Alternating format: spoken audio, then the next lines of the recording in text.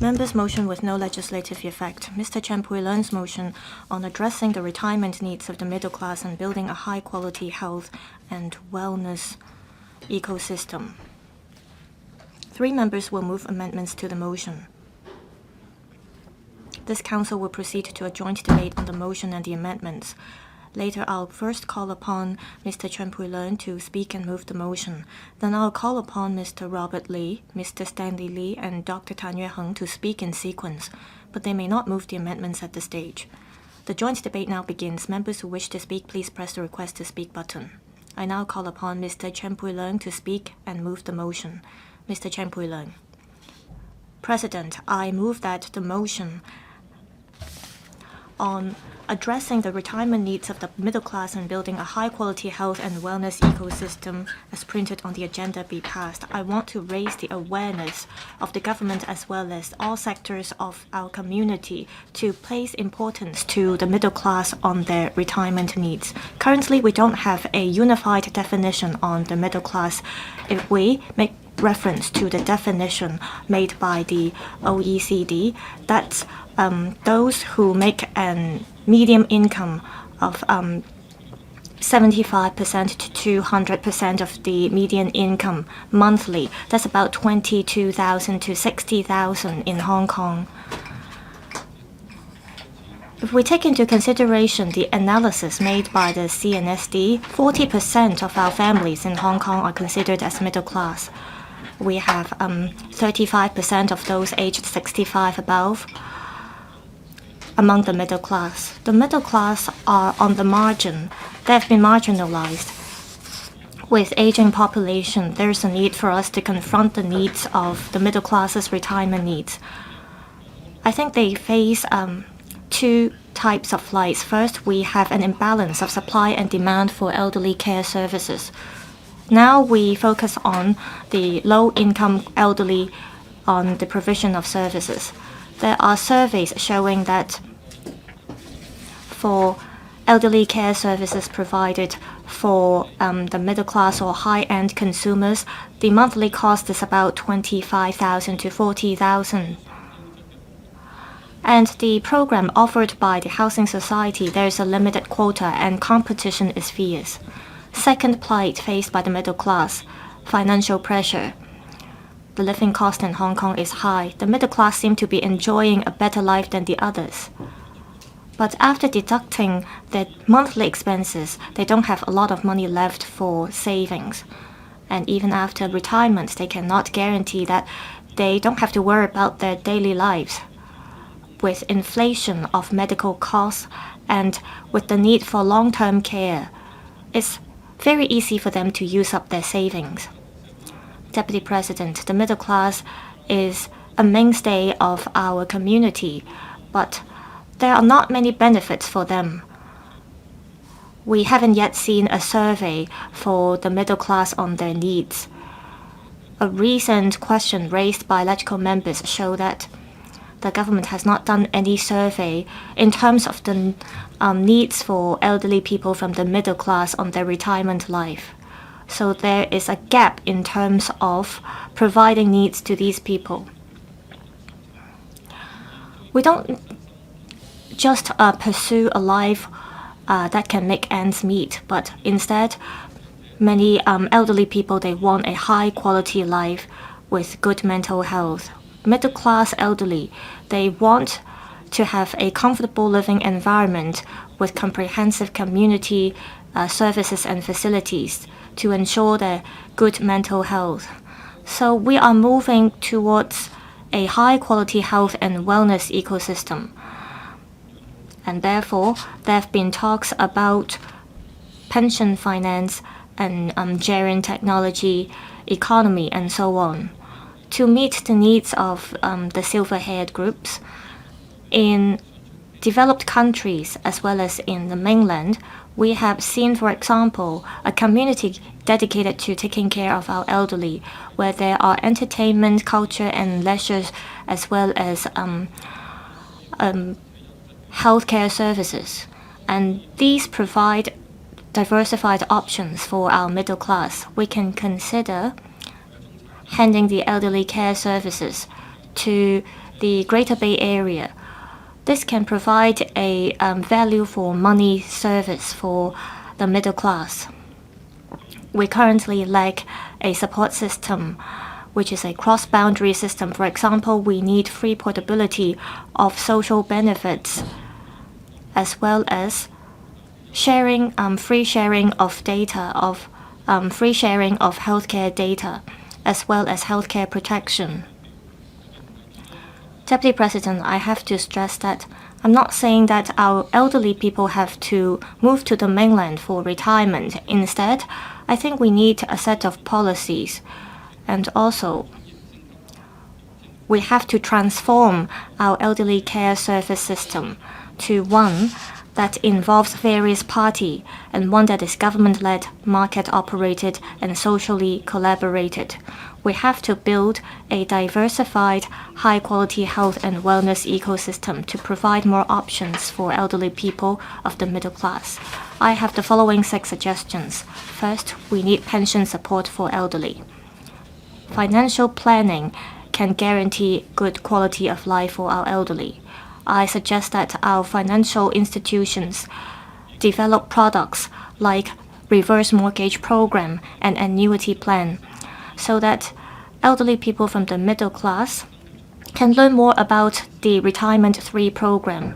Also, we should make use of different application scenarios to explain to our elderly about the rate of return for these programs. We should also roll out a one-stop financial or wealth management platform which covers different types of information of financial products so that elderly people have a better idea of their financial position.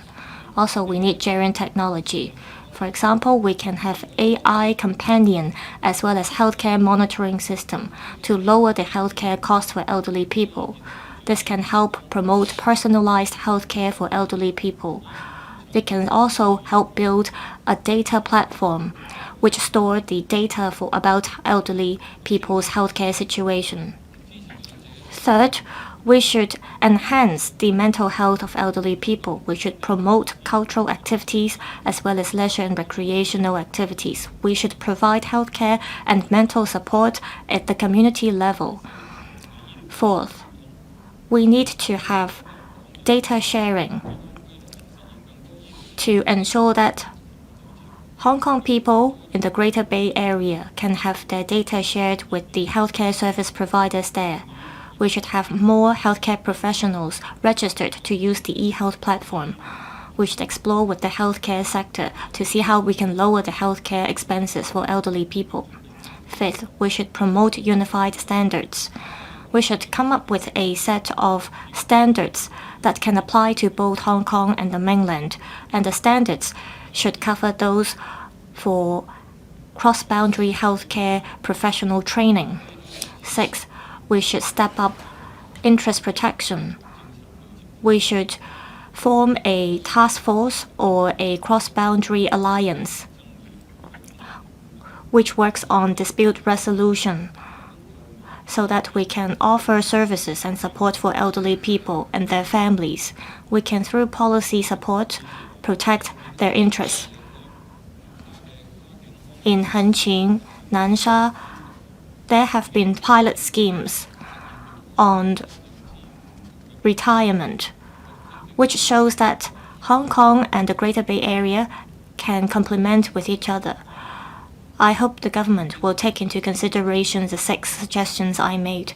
We should combine the forces of the government as well as the community to build a high-quality health and wellness ecosystems so that we can help elderly people from the middle class to cope with their challenges during retirement. I so submit. Thank you. Pui-leung 議員嘅議案。I now put the question to you that Mr. Chan Pui-leung's motion be passed. Mr. Robert LEE. Thank you, Deputy President. I thank Mr. Chan Pui-leung for moving this motion on addressing the retirement needs of the middle class and building a high-quality health and wellness ecosystem. There are 2 suggestions in my amendment. The first one is this: we need to support the national report on to deepen the reform of elderly care services. We also need to promote pension finance in Hong Kong so that it can empower the development of elderly care industry to cater for the different needs Now, the government of our country attaches great importance to elderly care and retirement planning services. The work report of the State Council promulgated this year proposed further improving the development in this regard. And the People's Bank of China also established the relevant targets. For example, by 2028, there should be further enrichment of relevant pension products. And by 2035, the relevant, the pension-related services should be further enhanced with high-quality development of retirement planning services in the mainland. Elderly people in Hong Kong will find it more appealing to live in the Greater Bay Area after retirement. The SAR government should continue to exchange views with the relevant regulators in the mainland on pension finance.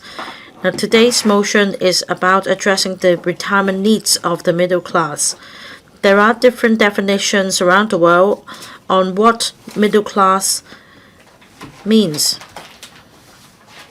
To some extent, the middle class have the means to make proper financial arrangements so that they can enjoy financial security upon retirement.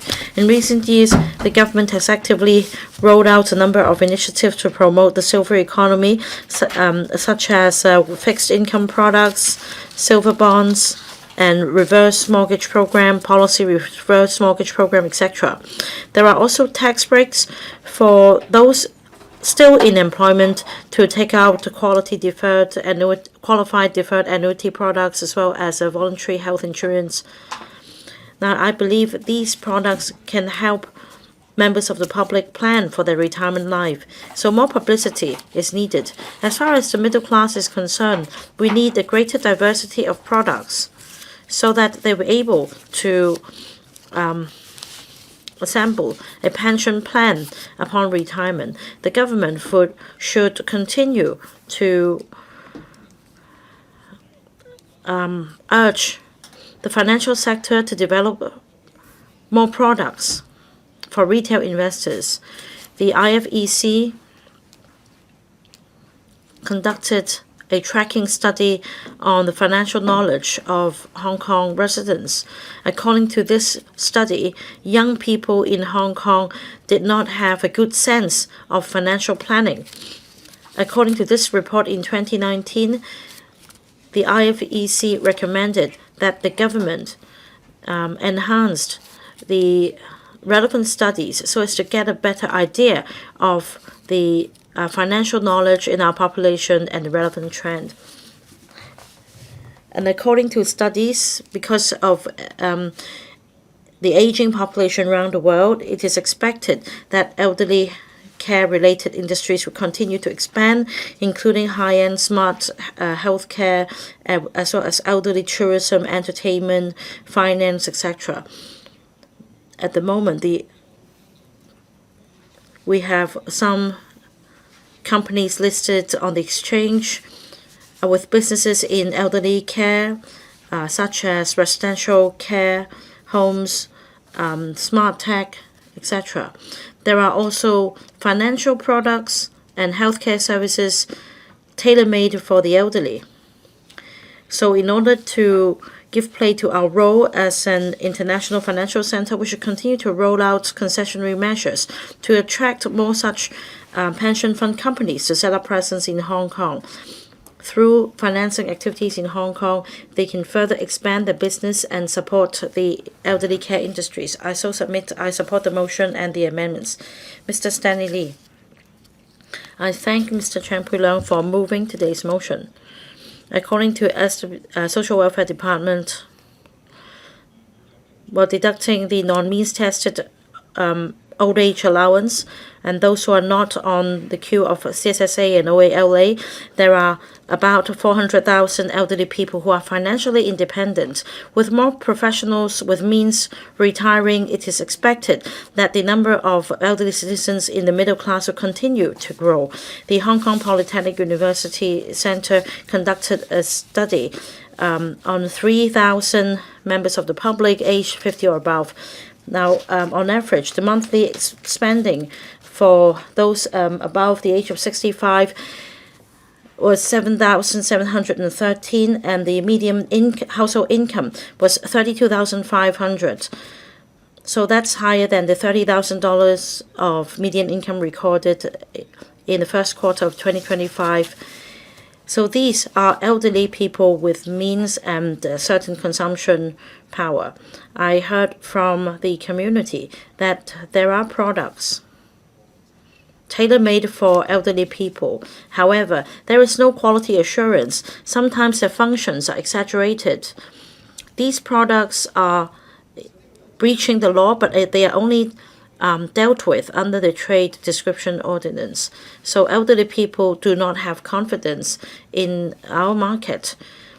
Well, if we take a look around the world, in Japan, they've already established a design guidelines on assistive devices for senior citizens. There are specific guidelines. For example, there is a requirement in the Japanese market for even the height of the walking stick and the slippery-proof features. In the mainland, in 2024, the country also promulgated the relevant standards for shoes tailor-made for elderly in terms of the shock absorption, anti-slippery features. There are standards. In Hong Kong, we need the relevant standards in developing Gyrontech products. This is for the quality assurance for products, and this will also increase the confidence in elderly consumers and their family members in Gyrontech products. We should put in place elderly-friendly arrangements and also a Q-mark quality assurance systems so as to improve the living standard of our elderly. Well, like Mr. Pui-leung said, he wants to build a high-quality health and wellness ecosystem. The latest retirement planning involves spending their retirement life in different places. And there are also relevant pension products in Hong Kong. But I'm concerned whether these products are diverse enough to look after the different needs of elderly people. Is it possible to maintain the quality of services? Because we need to understand the issue in depth. We have elderly people requiring professional care. We have elderly people keen on socializing and cultivating a sense of belonging. There are also elderly who'd like to improve their living environment. Some elderly people are keen to travel around. So there are different patterns of consumption leading to different needs. The suppliers should adopt different standards so as to provide products that could meet different needs, and that this industry can become more professional.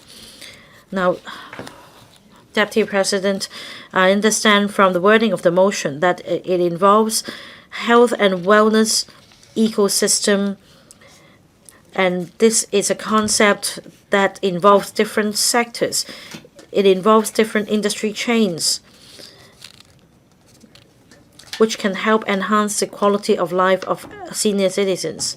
Now, in other amendments, members have asked for ways to improve the senior citizens' living standards, so I support all of them. This is in line with the DAB's proposal. Dr. Tan Yueheng. We have 3 pillars to support elderly care and retirement. We need to provide pension finance, good health care, as well as long-term care services if necessary. Now, Hong Kong is now facing a daunting challenge in relation to the retirement protection system. The World Bank proposes 5 pillars of retirement protection, but we do not have a mandatory retirement protection system. We have the MPF, but the benefits accrued will not be able to help meet retirement needs. Hong Kong is an international center on retirement planning and popular finance. More should be done, and that is why I have made this amendment. I asked the government to give play to our advantage as an international financial center, so as to develop innovative retirement financial tools and provide diversified financial protection for the retirement of the middle class. Apart from developing innovative retirement financial tools, the government should enhance the existing retirement protection system. The first step is to enhance the MPF system. There are funds that have lower rate of return and higher fees. They should be adjusted. For the sake of enhancing return, the government should consider rolling out more investment strategies so as to enrich the existing portfolio.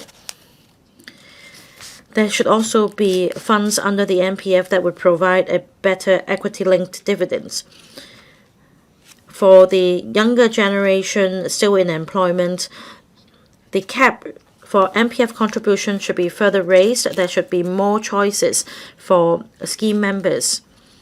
The second step is to further promote and enhance the Retire 3 program. For example, the Hong Kong MC's annuity plan, the minimum age limit should be lowered to, for example, 50, so that people can start planning for retirement earlier.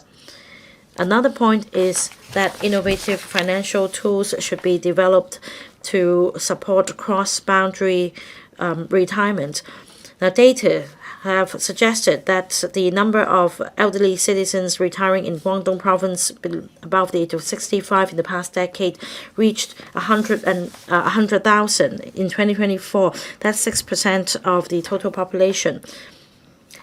And many of these senior citizens are below the age of 70. They have acquired sufficient savings to buy properties in the Greater Bay Area.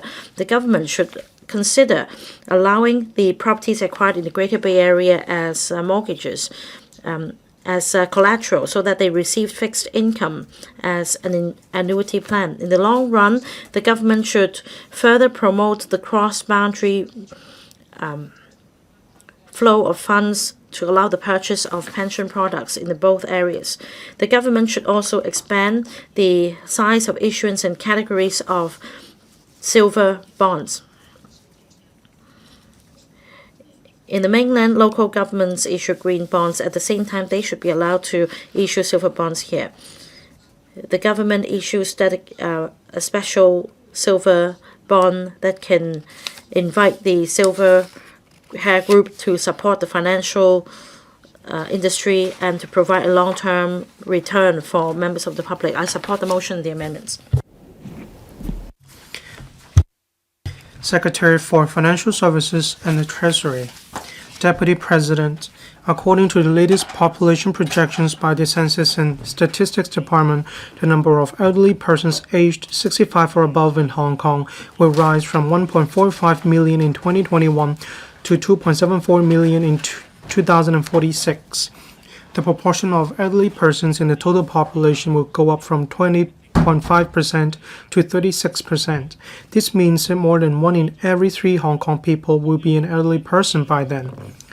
We are facing a continuous rise in the proportion of elderly persons, and we must address the various issues and challenges arising from population aging. The Central Committee of the Communist Party of China and the State Council issued the opinions on deepening the reform and development of elderly care services at the end of last year. I thank Mr. Pui-leung for moving this motion and Mr. Robert LEE, Mr. Stanley Lee, and Dr. Tan Yueheng for their amendments. This gives us an opportunity to pool our wisdom and exchange views on addressing the retirement needs of the middle class and building a high-quality health and wellness ecosystem. The government is fully aligning with the national strategic direction to enhance the sense of gain, happiness, and security of the elderly, including the middle class. I have invited undersecretaries from other policy bureaus to join me to address members' views. I'm going to briefly introduce a number of policy areas that currently benefit middle-class elderly persons. These include measures in elderly care, healthcare, retirement finance, the silver economy, and drone technology to meet the needs of middle-class elderly persons for a fulfilling retirement. The government adopts the policy of aging in place at the core, institutional care as backup. We provide government-subsidized long-term care services for frail elderly persons in need to help them receive appropriate care in the community and in residential care homes. Take community care as an example. Frail elderly persons assessed under the standardized care need assessment mechanism for elderly services as requiring community and/or residential care services and who choose to age in place may opt for home-based or center-based subsidized care services. These include nursing care, rehabilitation exercises, meal services, and support for carers. Eligible elderly persons may also apply to join the Community Care Service Voucher for the Elderly Scheme. Under the money following the user and the co-payment model, they can choose and flexibly match services provided by recognized service providers. To support aging in place, the Task Force on Elder-Friendly Building Design, led by the Deputy Financial Secretary, has completed the formulation of the Elder-Friendly Building Design Scheme. The final scheme has incorporated views from various actors and was announced on the 22nd of July. It covers enhancing accessibility, encouraging flexible and adaptable design in residential units, enhancing the sense of well-being of the elderly, and facilitating the adoption of drone technology and the Internet of Things. Starting from the middle of this year, the scheme will be implemented in phases through administrative measures and legislative amendments. At the same time, the Development Bureau will work with the industry to launch a voluntary elderly-friendly building accreditation scheme. There is a growing demand for healthcare services among the elderly. The government is actively deepening healthcare system reform and implementing the concept of prevention-oriented and community-based. Through the Chronic Disease Co-Care Pilot Scheme, we provide partial subsidies for citizens with greater means to share the cost, enabling them to receive screening services for the 3 highs in the private healthcare sector under a co-payment model. This encourages early screening, early detection, and early treatment of chronic diseases. The voluntary health insurance scheme has been fully implemented since April 2019.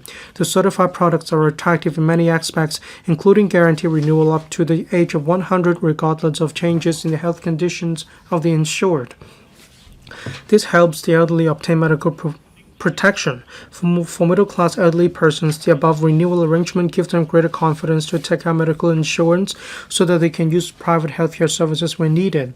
This arrangement also helps to ease the pressure on the public healthcare system.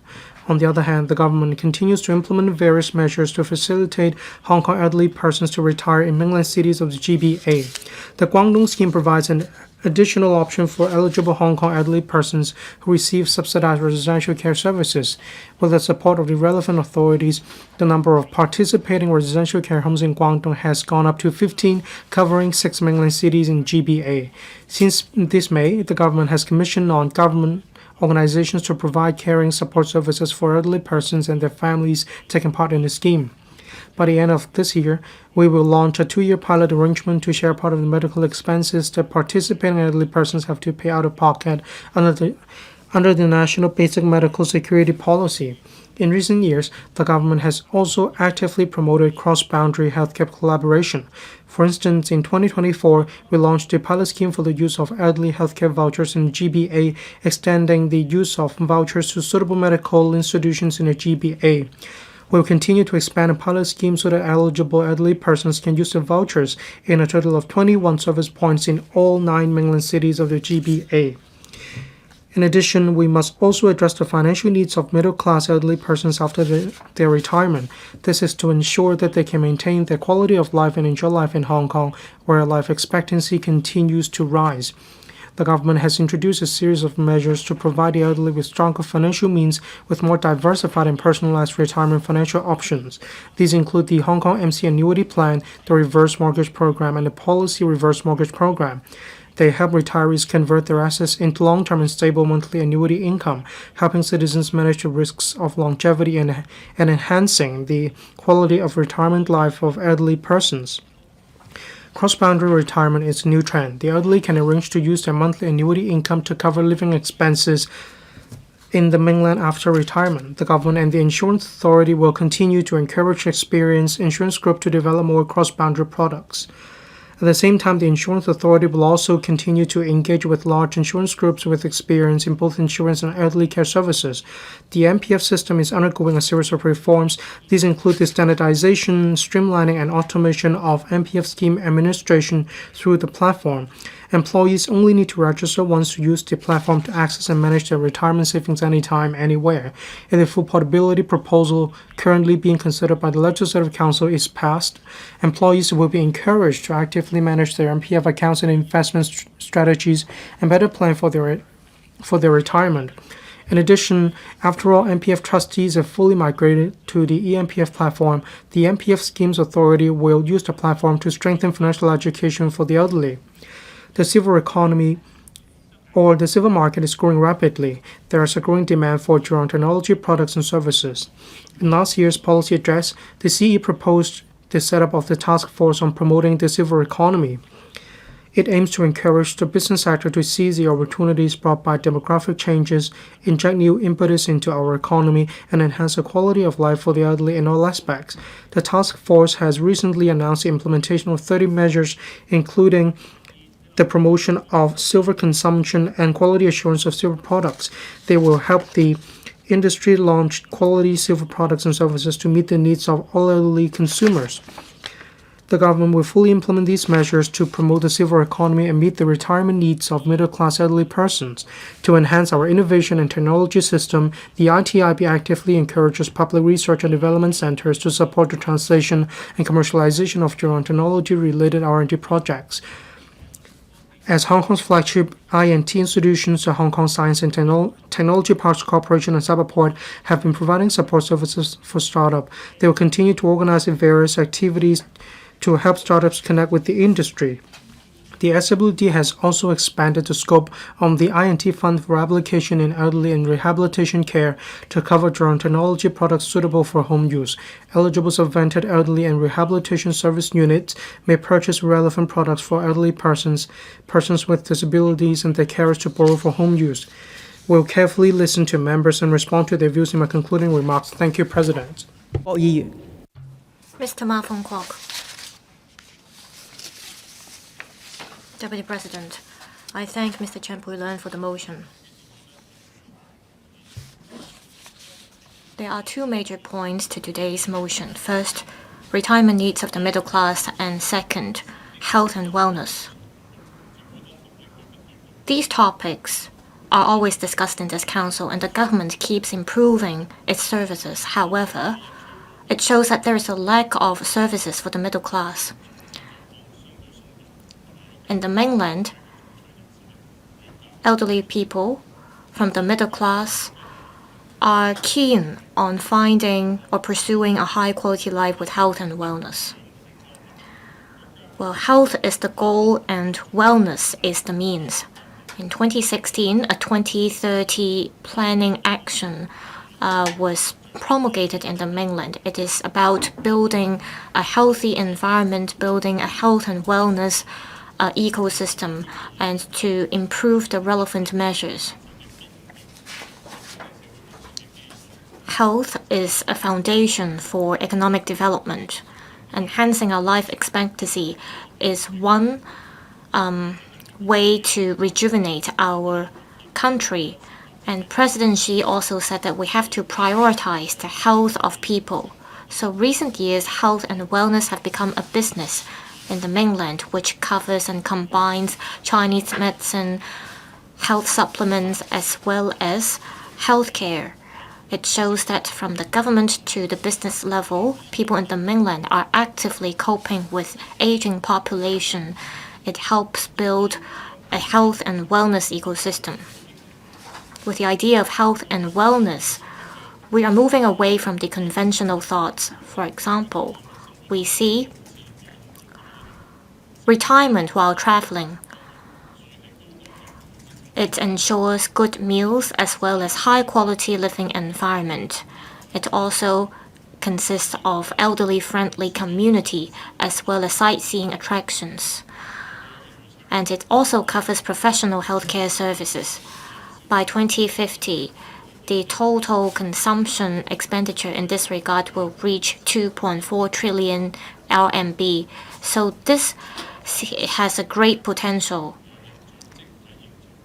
The year before the last, I stayed in a health and wellness community that occupies an area of 70,000 square meters in Guangzhou, which is developed by a health insurance company. It offers accommodation services. It is like a resort. There are also fitness facilities. It provides a community living environment for guests, and the costs are not high. There is plan for the developers to build a national network for retirees. And this network allows retired people to move around the network. In Hong Kong, we lack land resources for developing such communities. However, there are high-quality facilities we can make use of. The most well-known one is situated on the Hong Kong island. There is an indoor swimming pool, mini cinema, fitness center, as well as library. It covers healthcare services and assistance. However, guests have to pay an upfront cost of $4 million to $10 million. Many people cannot afford it, and the waiting list is long. It shows that the supply cannot meet the demand. The government should adjust the land policy to provide land for such services. Those who can afford these services are the middle class. The market should provide low-risk investment tools that offers stable rate of return for the middle class. Like Mr. Pui-leung said, the government should encourage financial institutions to develop financial tools for elderly people so that the middle class can invest in these tools and products. They can invest in their future retirement services so that they can make a better plan for their retirement life. I so submit I speak in support of the motion as well as the amendments. Mr. Kenneth Lau, Deputy President. Those aged 65 or above, they account for about 1.6 million people and accounting for 12% of our population. By 2035, the number will increase to 22%. With aging population, traditional services can no longer meet our needs. For those in the middle class, in the coming few decades, they will become the silver-haired group. They are healthy, they are wealthy, and they long for a high-quality retirement life. We have to release the potential of the silver-haired market to ensure that we have the right retirement services. Like the motion suggests, we should build a high-quality health and wellness ecosystem and the relevant industries. Health and wellness has to do with healthcare activities. It covers healthcare, retirement needs, and so on. Our country recently proactively developed health and wellness ecosystem. According to the relevant report in 2025, our country currently have 153,000 relevant enterprises. It consists of a value of 10 trillion RMB. It shows that the market is growing rapidly. This February, I led a delegation of the Kern Yikok members to Guizhou. We learned about a retirement project built by the railway developer. There was a retirement ecosystem city. It showed the vibrant development of the healthcare and wellness system in the mainland. And we learned a lot. Guizhou and Hong Kong are different in terms of their geographical environment. However, there are commonalities between the two. For example, there is a town that combines nature as well as scenery, and healthcare testing as well as healthcare and retirement services were combined, and we can learn from this model. In recent years, the SAR government has been promoting the development of the northern metropolis. In Sha Tao Kok, as well as Yang Chao Tong, we are going to build a blue-green eco-recreation system. And in Sai Kung and other places, they are in remote areas, and we can build a high-quality health and wellness system there. With the rapid development of new territories north, as well as the Northern Metropolis University Town, it provides a foundation for us to build an ecosystem with healthcare.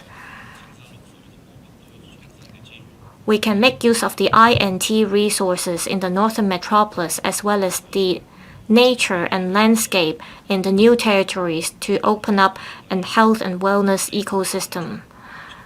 In Sai Kung, there are traditional villages, and they can be the pilot points for us to build a wellness ecosystem. There should be supply of electricity, water, as well as telecommunication service. We should come up with standards for the industries, and we should offer concession for the relevant businesses so that we can build a complete ecosystem. The government should make good use of the history as well as cultural resources in the new territories to build projects combining culture, tourism, and health. Hung Yee-kok is willing to work with the government. Together we can come up with tourism itineraries that combine the landscape, culture, and cultural heritage of Hong Kong. We can pass on the culture and at the same time provide health for our people. This way we can build an industry and an ecosystem. I so submit. I speak in support of the motion. Mr. Chan Kin-po. Thank you, Deputy President. For many years, we are a place of high life expectancy. People, on average, need 20 to 30 years to plan for their retirement life. We need to upgrade our services. We need market innovation to provide retirement solutions for our people so that they won't be in financial plight when they retire. I thank Mr. Chen Pui-leung for moving this motion so that we can discuss the topic here. Life expectancy leads to risks, as well as rising cost after retirement. When our children grow old, we should start planning our retirement life start when we are in our 50s. We should plan for the next 20 to 30 years. We should have a consensus. That is, even when we are in our 70s, we are still young. Most people at this age should be able to choose whether they want to continue to work or retire. This is true quality retirement. Without financial pressure, they can work part-time and they have more free time to pursue their interests. They can also make use of their own experience to contribute to our society. Property prices in Hong Kong are high. The middle class have to use up all their saving in order to buy a home. After they retire, they have assets, but they lack cash flow. They do not meet the requirements to get the social benefits. Reverse mortgage program can ensure stable income for the middle class. So to get them out of the plight of having a property but without cash. Banks can take into consideration applicants' age to provide monthly income under the reverse mortgage program. This helps ease the concerns of the middle class so that they don't have to sell the property or move out in order to get cash. And this also helps promote aging in place as at this April. Since the implementation of the reverse mortgage program, there have been over 8,200 applications approved. In 2024, we saw an increase of 30% in terms of the number of approved applications. The government should step up education about this kind of programs to help our elderly improve their retirement plan. On the other hand, we see vibrant development of the relevant industry in the mainland. There are services that require members to pay a deposit of about $1 million. Most of the deposits will be returned to the members after they've moved in, and then they only have to pay a low monthly management cost. However, under this kind of model, some service providers get into a rat race, and it leads to a disruption of the capital chain. They aren't able to fulfill the performance pledge, and elderly guests of this kind of accommodation service get into trouble. So we have to think about whether the pricing is reasonable. We have to ensure reasonable cost and at the same time reasonable return for service providers so that there won't be unhealthy competition. We have to adopt a risk-based approach to ensure that service providers can fulfill their contractual commitments. The government needs to offer support. It should consolidate resources for cross-boundary retirement. It should build a high-quality health and wellness ecosystem, inject impetus to the industry to ensure the middle class can have a good retirement life. Thank you. Mr. Jimmy. Thank you, President. According to the OECD,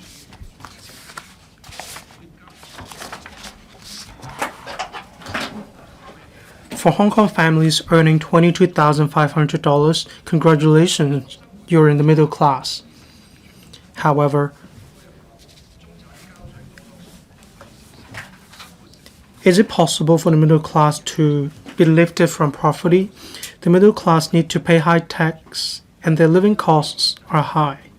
But after retirement, they will have to rely on their own savings. They may probably be plunged into abject poverty upon retirement. That's why I agree to address the retirement needs of the middle class. When it comes to policies, this issue straddles a lot of departments. Before they roll out of policies, the government should draw up a blueprint of elderly care policies. There should be implementation of policies on different fronts.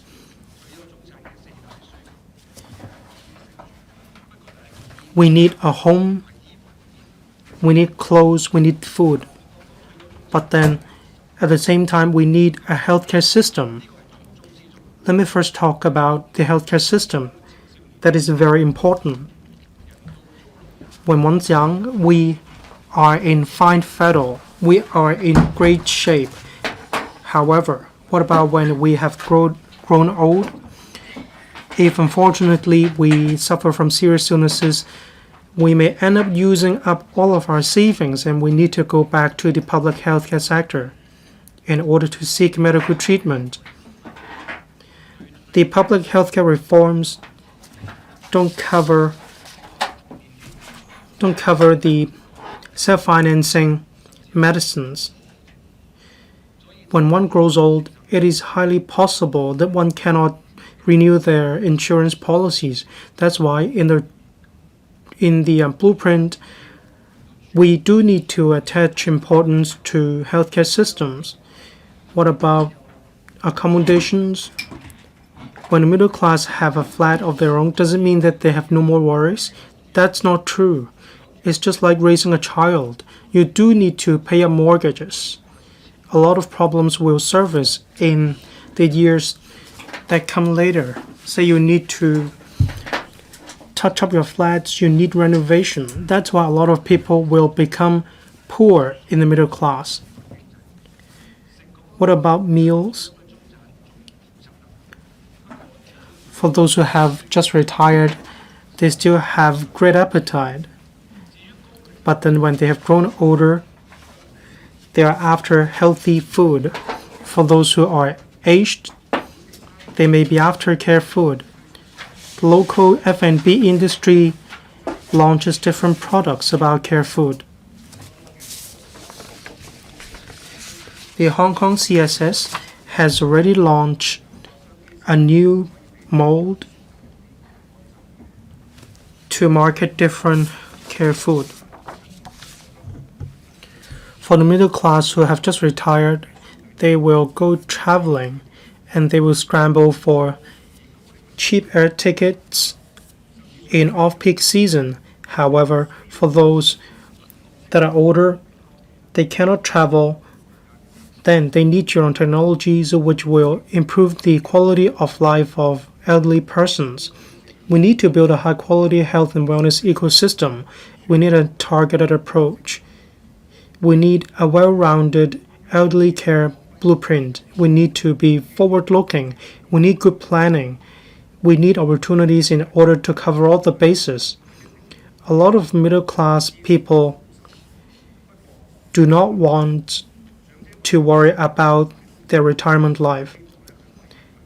They have worked very hard before retirement. We do want them to enjoy high-quality retirement. I speak in support of the motion as well as the amendments. Mr. Ronald Chan. Thank you, President. I thank Mr. Chan for moving this motion. The middle class is a very important pillar of the stability and the economy of a society. They make a lot of great contributions to Hong Kong. But upon retirement, the middle class rely on their savings for non-means tests or other public benefits. They aren't eligible. That's why the administration should attach importance to the quality of life of the middle class so that they will retire happily and comfortably. Retirement financial planning has become one of the most important elements in a high-quality health and wellness ecosystem. Upon retirement, the middle class are earning quite well, but compared with Singapore and Taiwan, the retirement plan in Hong Kong emphasizes individual responsibilities. I'm afraid they cannot sustain their own quality of life if they simply rely on MPF contributions. We need to enhance the understanding of the public of long-term financial tools.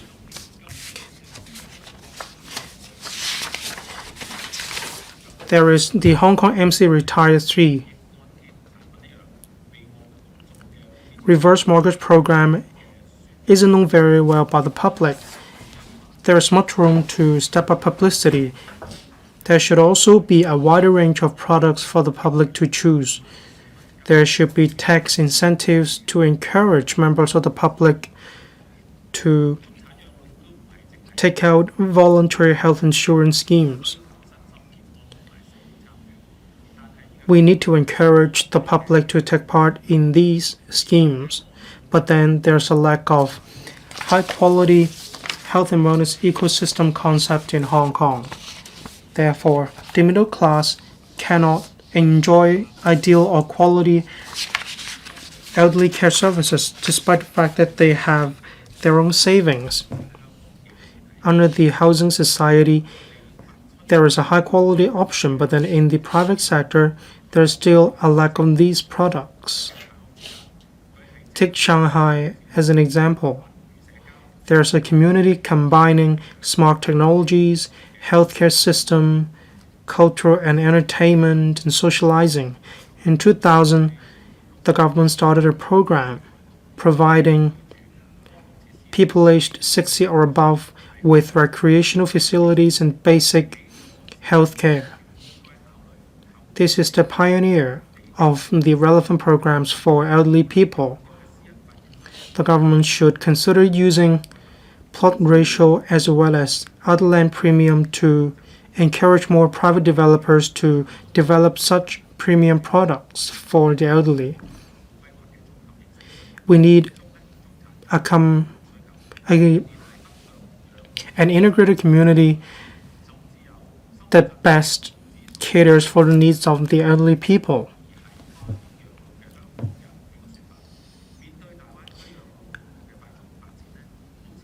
Elderly care service in the GBA is developing very rapidly. We need to seize the opportunity to set up standards together with Nansha in Guangdong. The chief executive said in the policy address last year that he aimed to provide more options for elderly people who want to reside in elderly care homes in the Guangdong province. However, the challenge lies in healthcare facilities in mainland China. If we cannot provide equally good healthcare systems and facilities in the mainland, it'd be difficult to incentivize these elderly people to cross the boundary for retirement. We need to improve the healthcare medical record system.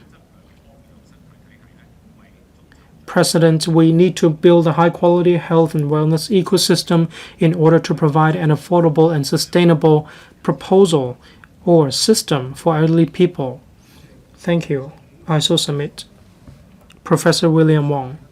For those who were born in the 60s and the 70s, they have made a lot of economic contributions to Hong Kong. They climbed up the social ladder with their own efforts. They are the pillar of the success of Hong Kong.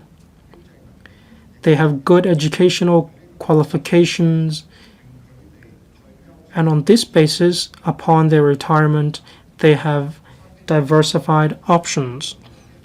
Quite a lot of my friends don't stick to the traditional approach about retirement. They want to continue to make contributions to society after retirement with their own work experience and know-how. This will contribute to their sense of satisfaction and achievement.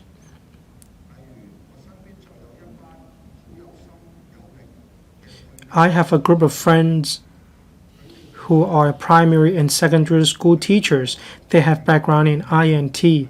After their retirement, they are willing to continue to serve in the academia to provide INT seminars and to help make arrangements for schools to visit R&D organizations so that students will feel more interested in INT.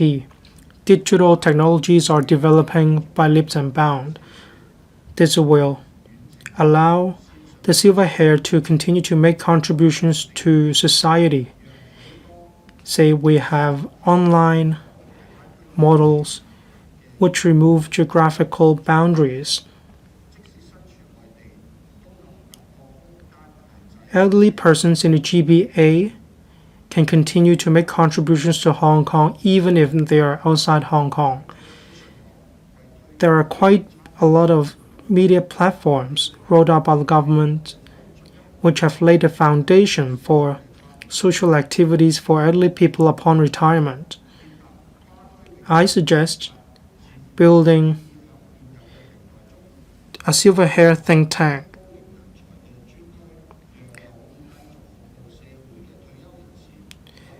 We should let those who want to continue to serve the community do so by utilizing their own professional know-how and background. We should build a silver hair think tank, mobilizing the work experience and the expertise of the silver hair.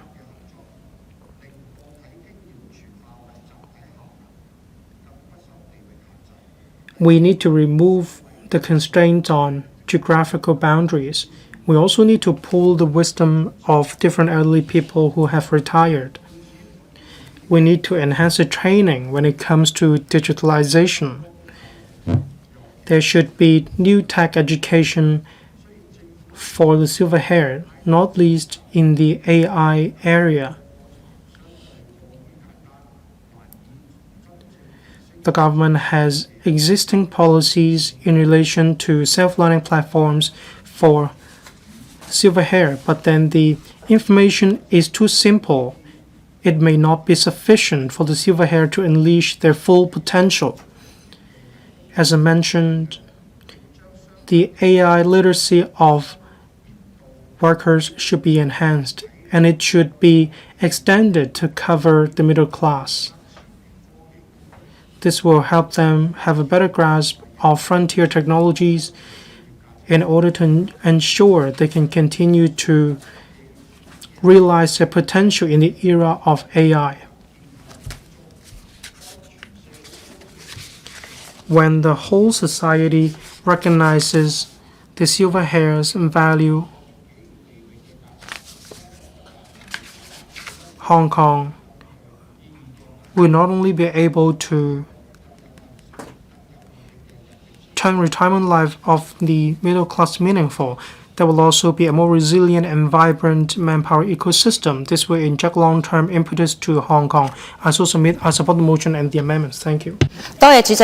Ms. Maggie Chan. Thank you, Mr. President. I thank in support of Mr. Chan Pui-leung's motion and all the amendments.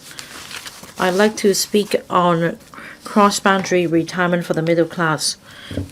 The silver hair in Hong Kong, especially those in the middle class, have saved up enough such that they don't need to rely on government handouts. They also want to maintain a certain level of living after retirement.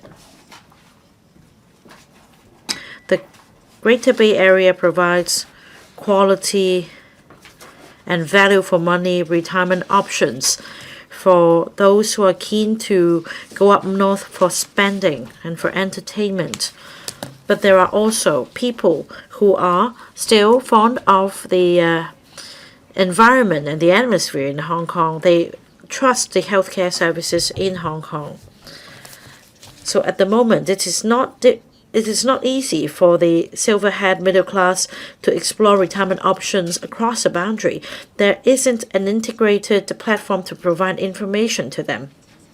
The government, meanwhile, has not conducted any study to gauge their needs. There aren't data available for the government to gauge the need as well as the difficulties. There is no official platform to provide information about retirement options in mainland cities. And there aren't facilities built for Hong Kong senior citizens who would like to retire in the mainland. So their need is not met. I have the following suggestions. The government should conduct extensive consultation so that we can collect data in depth for drawing up empirical-based policies targeting the silver hair middle class and their retirement needs across a boundary, so as to enhance a sense of happiness. The second suggestion is that the government should work together to build an integrated information platform for cross-boundary retirement. Third suggestion, we should also actively collaborate with mainland cities to build retirement communities, such as Nansha in Guangzhou.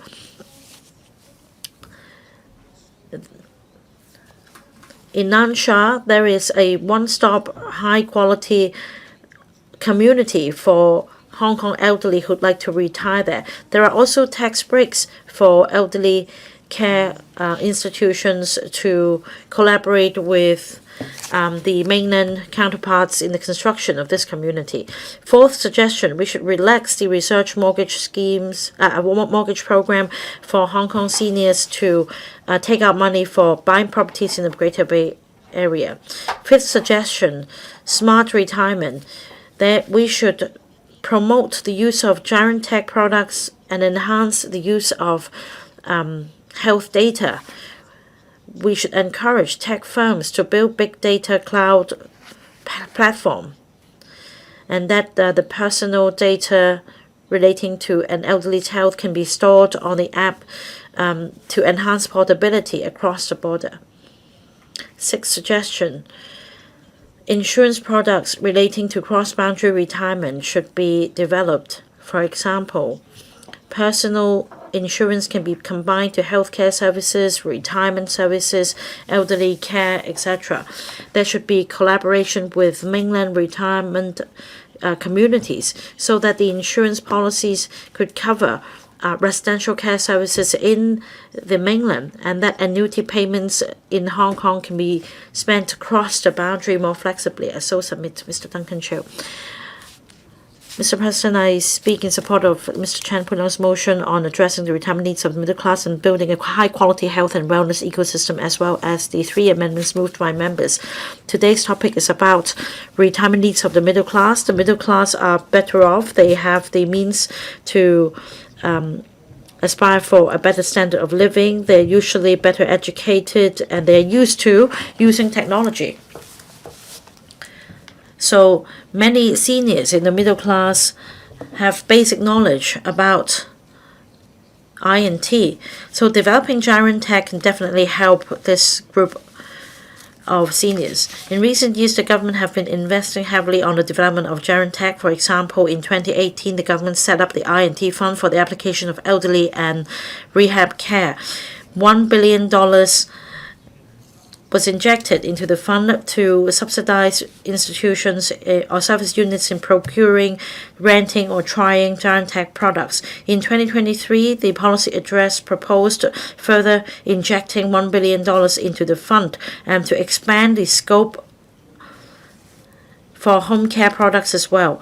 The Social Welfare Department also expanded the community care voucher scheme in September to cover the trial or renting of such products as well. Eligible service units can apply for up to $5 million of subsidy, and they can also make use of the I&T fund to collaborate with R&D companies and develop new tech products for elderly people and the disabled for the purpose of their rehabilitation. Different organizations and service users have tried these Gyrant Tech products, and in the past few years we have successfully groomed a number of startups and developed some products. But I think time is ripe for us to consider better classification to support the setting up of this industry. That means we should consider providing more support for some of these products in terms of building our brand building and overseas market promotion. These products should be provided with more assistance so that they can be financially independent, and then they could even become profitable businesses. There are also products that target specialized groups such as the disabled and elderly people with special needs. These tech products are particularly useful for this group of users, but from a commercial perspective, these products may not sustain on their own. They may not become profitable businesses in the end. So we should consider inviting charitable organizations to provide donation or subsidies so as to sustain these products. The other point is that we should help companies develop products and build their own brand and tech markets. Now, Mr. President, we should look at the Japanese example. In terms of the development of Gyrant technology, they have good policy support.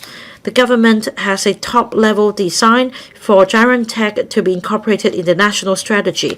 They also have blueprints to promote the relevant industry's development, and they also encourage collaborations across sectors so as to complete the ecosystem for the industry.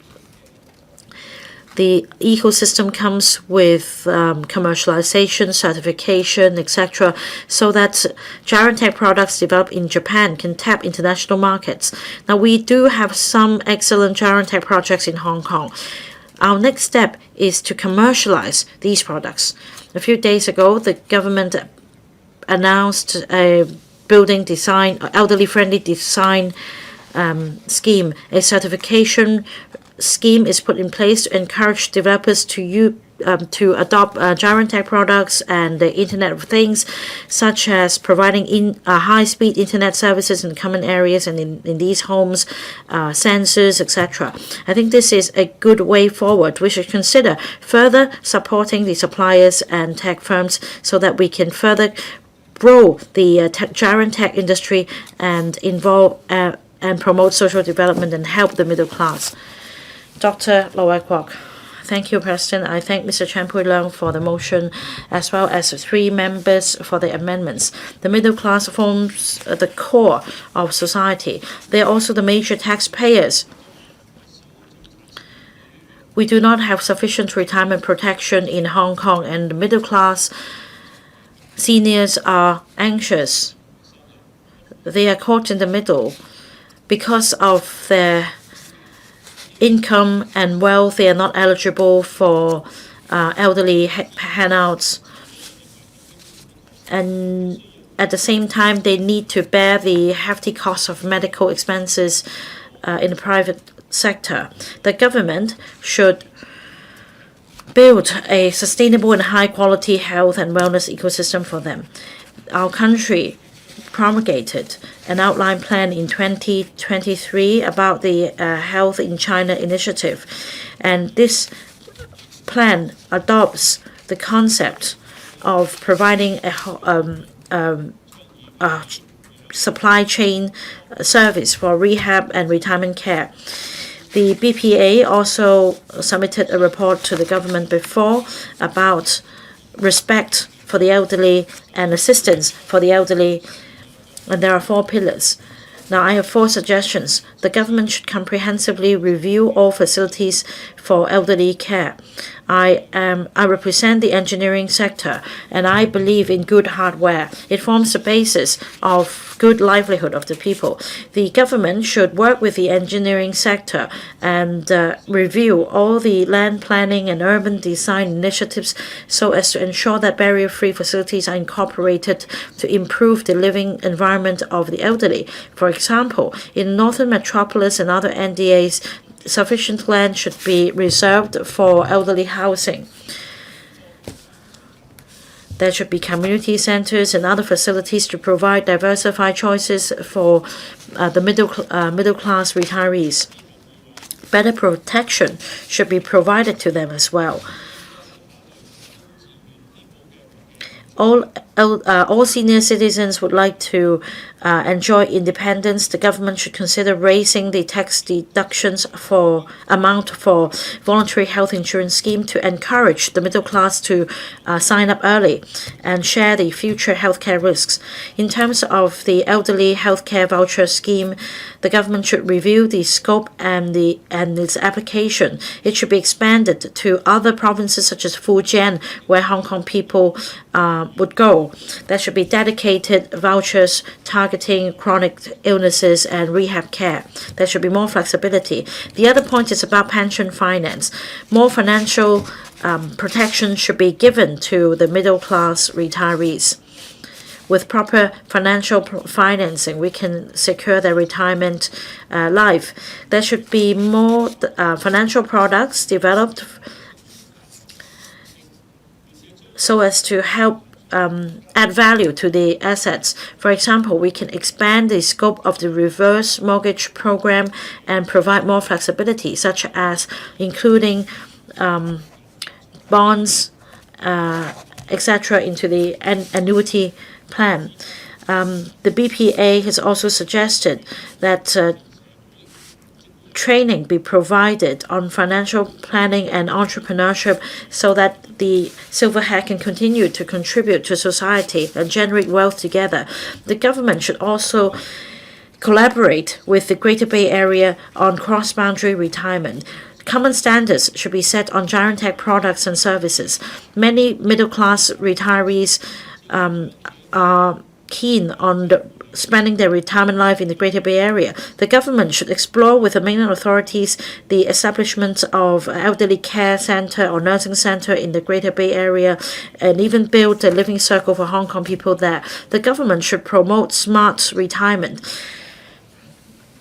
there should be collaboration among tech firms in the two places to develop elderly care robots and also telehealth surveillance.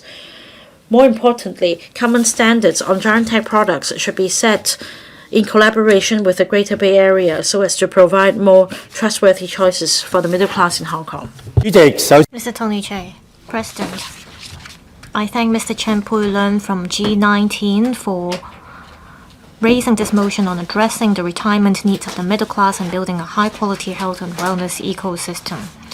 I also thank the two other G19 members for the amendments. This shows that we are concerned about how to improve our elderly care service and cope with the aging population program. There is no official definition on the term middle class. We only look at the poverty line. A lot of people without regular income, they are classified as under the poverty line. However, there are lots of seniors in Hong Kong with properties. They want to save the properties for the next generation in hopes that their children will take care of them. However, we've seen changes in this regard recently. Many seniors, their children have moved to other countries. Also, a lot of their children worked hard to buy their own properties. They do not expect their parents to leave their properties to them. So we have to tell people how to transform their asset into stable income so that they can make early planning for their retirement life.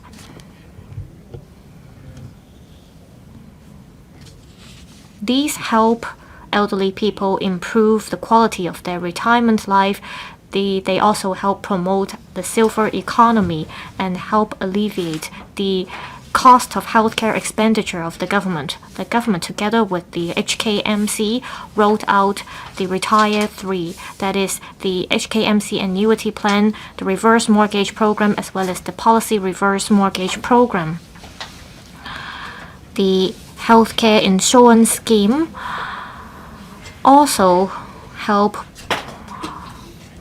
secure a good retirement life for the middle class. However, we see the number of participants in these schemes on the low side. How can we further promote these programs? Can the government roll out more tax concessions? Can we allow people to make use of their MPF savings for retirement investment? A lot of LegCo members are experts in this regard, but I'm not going to go into the details here. I'd like to turn to building and housing.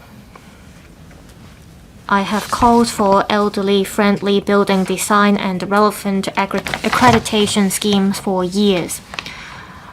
The Housing Society in recent years have rolled out a lot of elderly-friendly housing programs.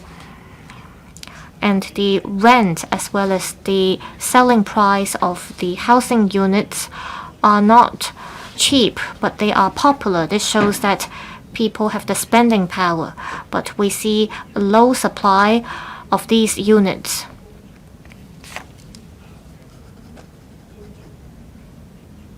Private developers are not keen on taking part in these programs, so we fail the target of promoting aging in place. In 2016, in a relevant subcommittee, in the report, I mentioned that we need to come up with elderly-friendly building design and standards. We also have to incentivize developers to build more elderly-friendly housing units. Homes in Hong Kong are expensive and small, so there are more people from Hong Kong who opt to retire in the mainland. The government should provide convenience and concessions in this regard. However, still many elderly from the middle class choose to stay in Hong Kong. There are elderly care homes targeting the middle class. These service providers, they are not only aimed to make profit. However, still the construction costs of these elderly care homes are hefty and we lack manpower, so we cannot ensure a sustainable supply of these care homes. I hope the government will offer support to the middle class, those they will stay in Hong Kong for retirement. I support the motion. Thank you. Mr. Louis Long. President, to address the retirement needs of the middle class, we cannot only focus on our vision. Instead, we have to look at the actual problems faced by the middle class and offer adequate support to them. The middle class pay a lot of tax without receiving enough social benefits. If they want to maintain the same level of life after retirement, they'll have to use their savings.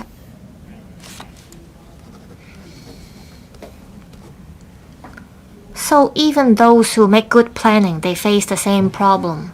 In order to ensure a good retirement life, we have to ensure we have accommodation. Many middle-class people, in order to secure a good retirement life, they buy their own properties. The Housing Bureau earlier analyzed data concerning the middle class, those aged above 65. In 2016, we had about 190,000 of them who owned their own homes, and in 2021, the figure increased by 40% to 280,000. In 2025, I believe the figure has reached 300,000. I believe most of the property owners are retired. After they have retired, they receive less income, but still every quarter they have to pay for the rate and the rent. Therefore, I have the following suggestion. For elderly people who own their own properties for own use, they should have the rate reduced. A lot of middle-class people, their properties are getting old. Even without the statutory notice to carry out compulsory inspection on their windows and buildings, still they have to shoulder the cost for maintenance and repair. Of course, owners are responsible for maintaining and repairing their residential units. Next year, the government will amend the Buildings Ordinance. For owners who receive the mandatory notice to inspect their windows and buildings, if they violate the notice, they have to face high penalty.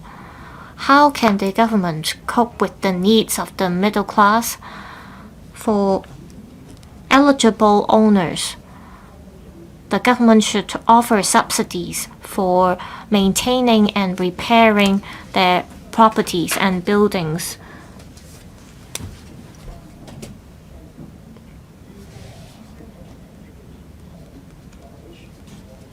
It is expected that the $6 billion of subsidy under the Operate Bright Building Scheme will be used up.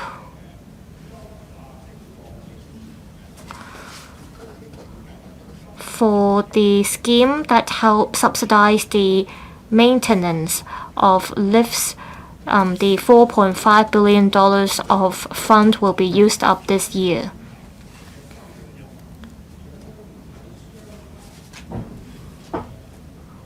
For those who are not physically disabled or CSSA recipients, for those aged about 60 and they are property owners, they have to pass the asset and income test in order to get the subsidy for repairing their properties. For a couple aged 60 or above,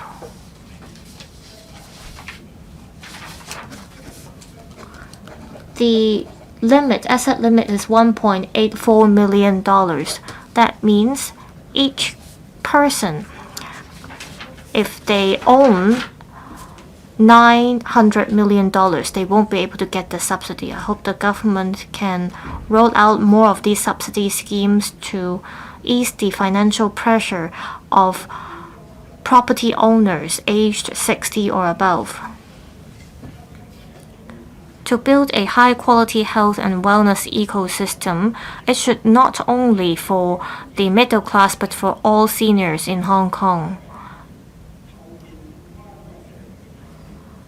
We members have the responsibility to build a society with care. Your time is up. Dr. Junius Ho. Today's motion is addressing the retirement needs of the middle class and building a high-quality health and wellness ecosystem. How can we achieve it? How can we do this? The silver-haired group can go to the mainland. We can have them stay in a quality care home. For those with no mobility issues, they can make use of the $2 public transport fare scheme. They can also continue to serve our community. They can make use of their wisdom and physical ability to continue to contribute to our society. Well, silver-haired groups, they have money. Chinese people, they have the habit of making savings. In 2019, a survey showed that those with a saving of over $1 million US, there are 540,000. And this numbers exceeds that of New York. Still, even after COVID, we have very rich elderly in Hong Kong. Well, don't underestimate the financial ability of those who live in public housing. They have enjoyed the benefits offered by the government and they have a lot of savings. And they enjoy a good retirement life. However, after you retire, every dollar you spend, you care. This is because you no longer receive a regular income. It's like those who have moved overseas to, for example, Canada and the UK. They are worried about the money they have in their banks.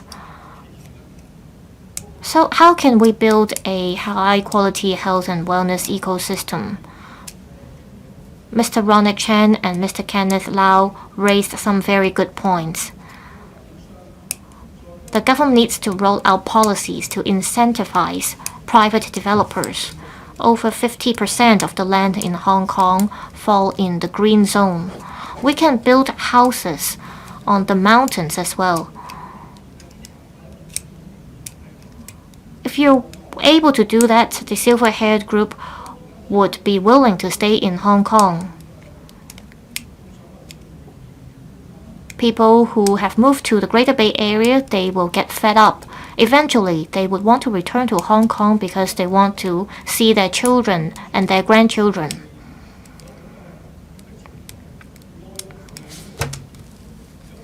So we lack the resources. We cannot have 3 generations of family members live in one house. This is because the residential units in Hong Kong are tiny. So the government needs to roll out policy to remove the barriers and restrictions in terms of the plot ratio to benefit private developers so that they can build elderly care homes. Another suggestion: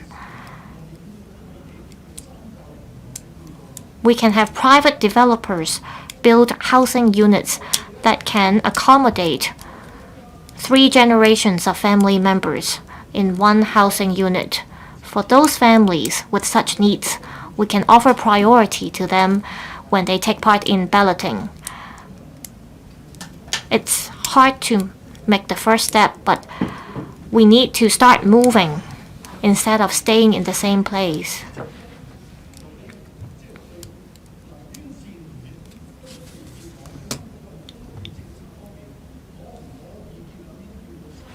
can we have such public housing policy and build public housing units that can have all 3 generations of family members staying together. This way we can promote our elderly sense of belonging and security. This way we can enhance people's quality of life and ensure their happiness. Thank you. I so submit. Mr. Eric Yim, thank you, President. In Hong Kong, we are facing the problem of population aging.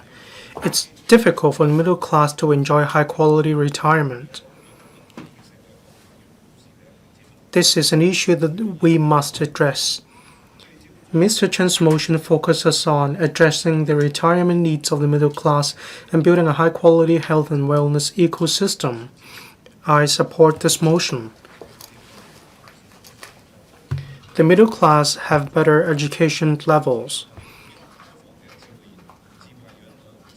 They accept INT. They are more welcoming.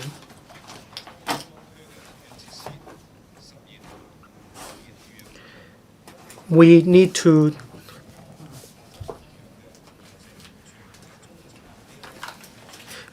build a high-quality AI health and wellness ecosystem for the middle class.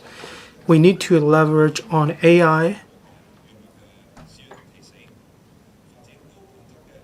so that high-tech can be incorporated in the day-to-day technologies that could be enjoyed by the elderly. At the same time, we need to promote smart furniture. For instance, there should be fall prevention during technology products. This will improve the safety level for elderly people who choose to age in place. We have 1 hour living circle between Hong Kong and the GBA.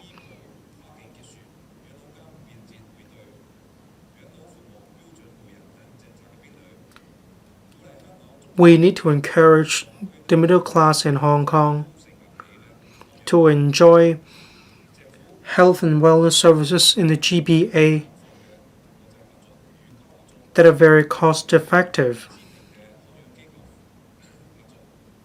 We need to encourage collaboration between Hong Kong and world-renowned organizations. We need to encourage connections between Hong Kong and world-class organizations. The fiscal situation or the fiscal position of the administration doesn't look very positive in the years to come. It is quite impossible to hand out sizable subsidies to elderly people or to the middle class. We need to plan the health and wellness ecosystem with a forward-looking approach. We need to design pension funds that are suitable for the middle class. When it comes to protecting the middle class, we need to promote the development of the silver economy. We do need to address this issue, that is meeting the retirement needs of the middle class. We need to take care of the mental health of the middle class as well.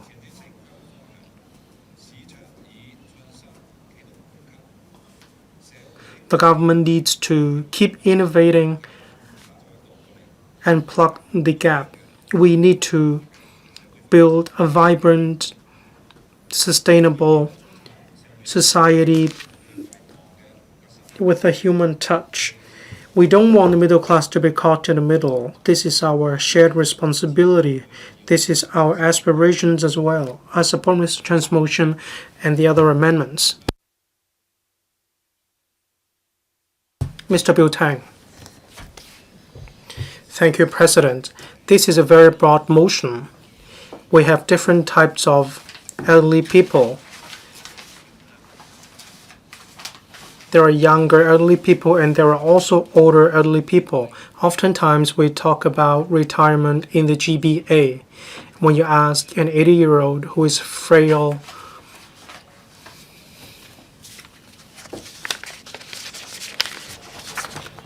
and who is assessed by the SCNAM to be moderate impaired.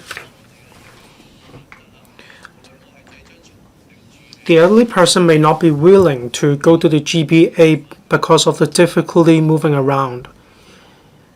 Elderly people may be afraid that their family members couldn't visit them.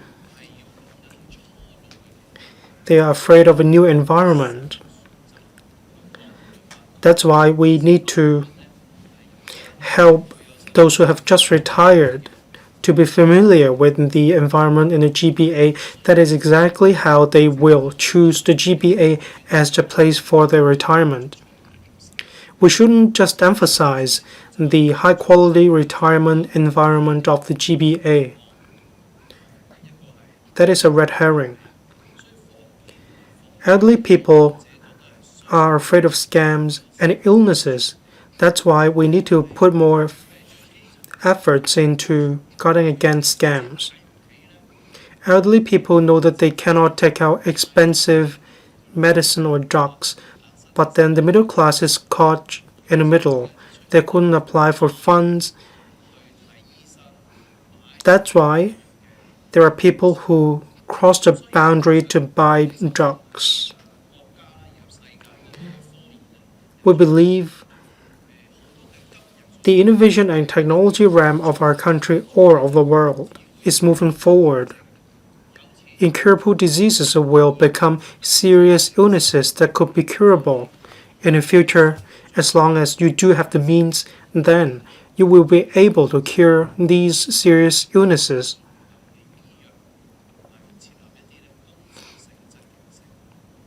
That's why we need to discuss the need to have more insurance policies about buying drugs. We don't want to see the situation in which people cannot buy drugs or buy medicines when there are actually medicines that could cure their diseases. Some family members may have to borrow money from their elders in their families. We need to develop a society in which there is insurance about medicine and drugs. Turning to the point of guarding against scams, the older generations focus on savings, as Dr. Junius Ho said. But savings come with a risk as well.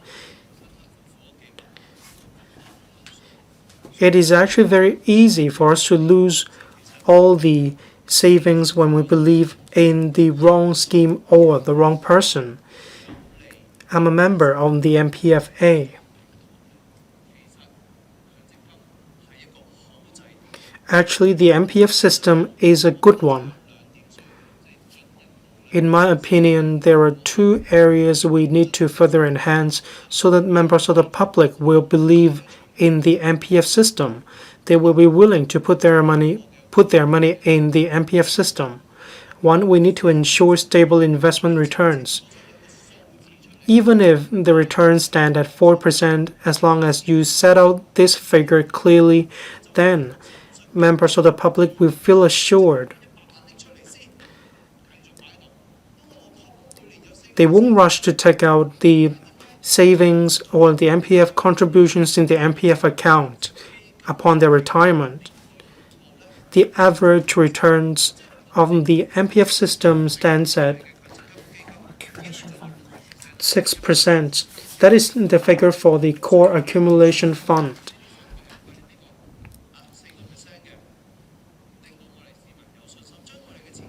When you set out the figure clearly, say 4%, then this will give members of the public peace of mind. This should also be connected to the public annuity in society.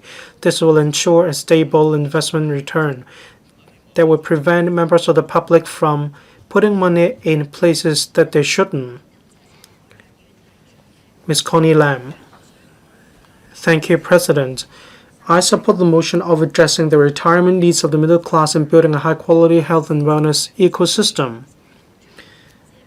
Elderly care policies focus on the grassroots, focusing on their day-to-day needs in order to achieve the policy objective of aging in place as a core, institutional care as backup. The middle class is caught in the middle. They don't meet the criteria for receiving benefits in society, but then they find it difficult to afford high-quality elderly care homes. That's why they are caught in the middle. The government should work with the industry to develop high-quality elderly care products.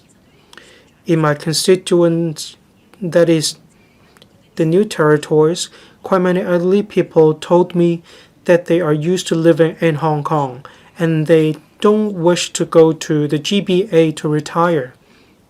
That's why we need to build a community in Hong Kong covering healthcare, social services, and recreation.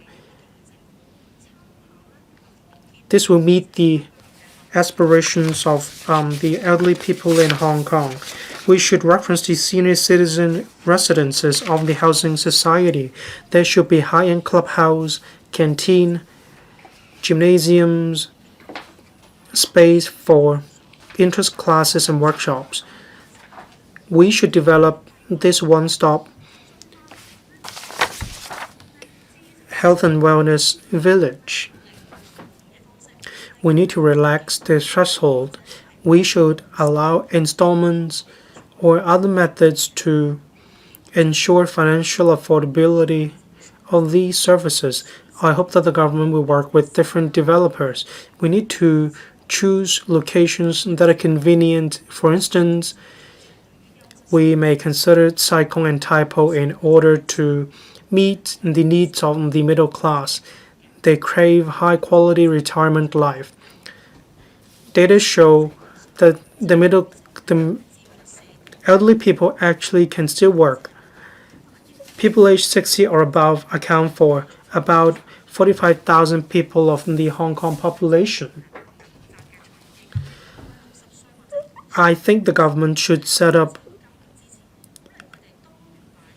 an entrepreneurship fund for the silver hair. When elderly people want to start a coffee shop, snack shops, and so on, then there is a fund to support elderly people to do so. This will not only develop the silver economy, and this will also plug the manpower gap in society. Through starting up their own businesses, elderly people will get a sense of gain and a sense of achievement. The government should also provide more support for these elderly people. This will ensure the sustainability of these businesses. On extending the retirement age, the government should consider doing so in order to keep the flexibility for elderly people to rejoin the labor force. We also need to prevent this from affecting the upward mobility of young people in Hong Kong. Elderly people may pass on what they know, that is their knowledge and professional know-how, through passing on what they know to the younger generations. We're living in an era of digitalization, but then this may be elderly people may not be familiar with a digitalized world. We want to help them integrate into this digital society. We need to hold programs, courses to teach elderly people to use, for example, e-payment, smartphones, online healthcare bookings, and so on. These could be conducted in a small class. We need to engage tutors to teach elderly people based on what they need and what they want. We need to provide courses so that these elderly people can enjoy a digital life. I also support having pension financial products. They are the core of the elderly care policies for the middle class. When they have the sufficient knowledge, this will help them with their retirement life. I so submit. Dr. Wendy Hong. President, we have a rapidly aging population in Hong Kong. Very soon, a reverse pyramid will appear in our demographics. We have more elderly people than young people in Hong Kong. So the aging population and elderly care present a very urgent issue for us. Mr. Pui-leung's motion is on retirement needs of the middle class. But I'd like to talk about elderly people in the middle class eventually falling into the lower class. Housing expenditure accounts for the largest portion of spending. For retirees, the expenditure would account for 46% of their total savings. That's 9% higher than the average 37% for ordinary households. Now, for home ownership in the past 20 years, the figure has continued to drop. In 1997, the figure stood at 54%. Now, last year, we recorded 50% of home ownership. Comparing to neighboring cities, in Singapore, the figure is 90%. In Shanghai, Beijing, it's close to 80 to 90%. And other advanced economies, these figures are usually 60, 70%. Whereas in Hong Kong, we just have 50%. That means very soon in our society, there will be many elderly citizens reaching retirement but not having any property. And in reality, elderly people find it difficult to rent a place because owners do not prefer letting the property to elderly people. So many senior citizens in the middle class have no alternative but to move down the housing ladder to public housing. In the past 5 years, for elderly singleton applicants, the figure waiting for public housing, the figure increased by 55%. So that's over 200,000 applicants. Inevitably, more elderly people will rely on welfare handouts. If you have no asset and no income, then naturally you will rely on welfare handouts. For public security payments in the past 3 years, the figure increased by 34%. Last year, the total spending was $50 billion. And very soon, I think in less than a decade, this figure could balloon to over $100 billion. Now, for elderly singletons, they usually wait for 3 years before allocated with public housing. Whereas if you own a property, you don't need to wait. You don't need to rent someone else's property, and you can also take part in the reverse mortgage program. So we should encourage the general public to buy properties for their retirement needs in the future. In order to do that, we need to work on the supply side as well as the demand side.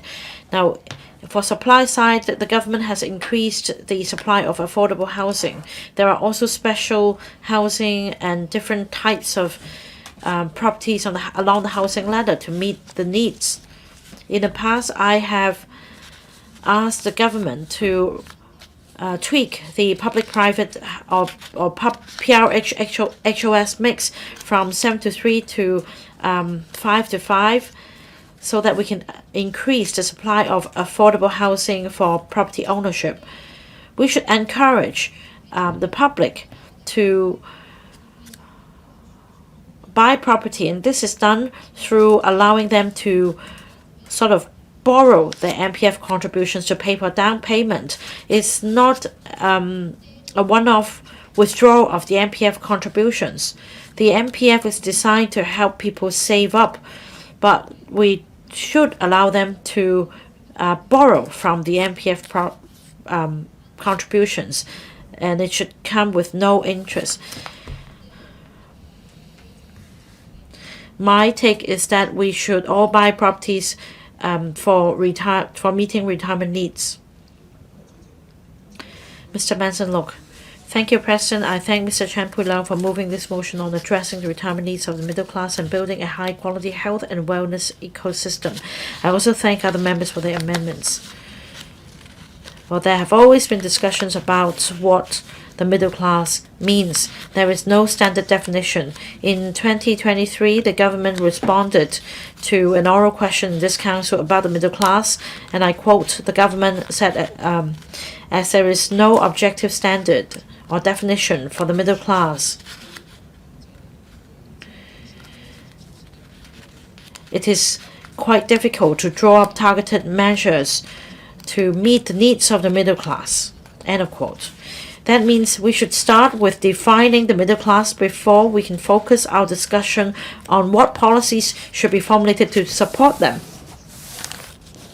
Alright, so there are diverse views on what the middle class means, but when it comes to retirement protection for the middle class, there are three pillars: housing, healthcare, and pension finance. There are some concerns. Many of the middle class have started to save up when they're young, and they've worked hard to save up to buy their own properties, and now property prices have dropped. People do not have as much cash as before, so there is now more concern over life beyond retirement than in the past. For healthcare, we have very good public healthcare system, but the long waiting time is a deterrence. For middle-class retirees, they usually turn to the private sector for healthcare needs. Even if you've taken out an insurance policy, if you have a major illness, then you might be impoverished due to illness, and you may fall to the lower, to the grassroots level.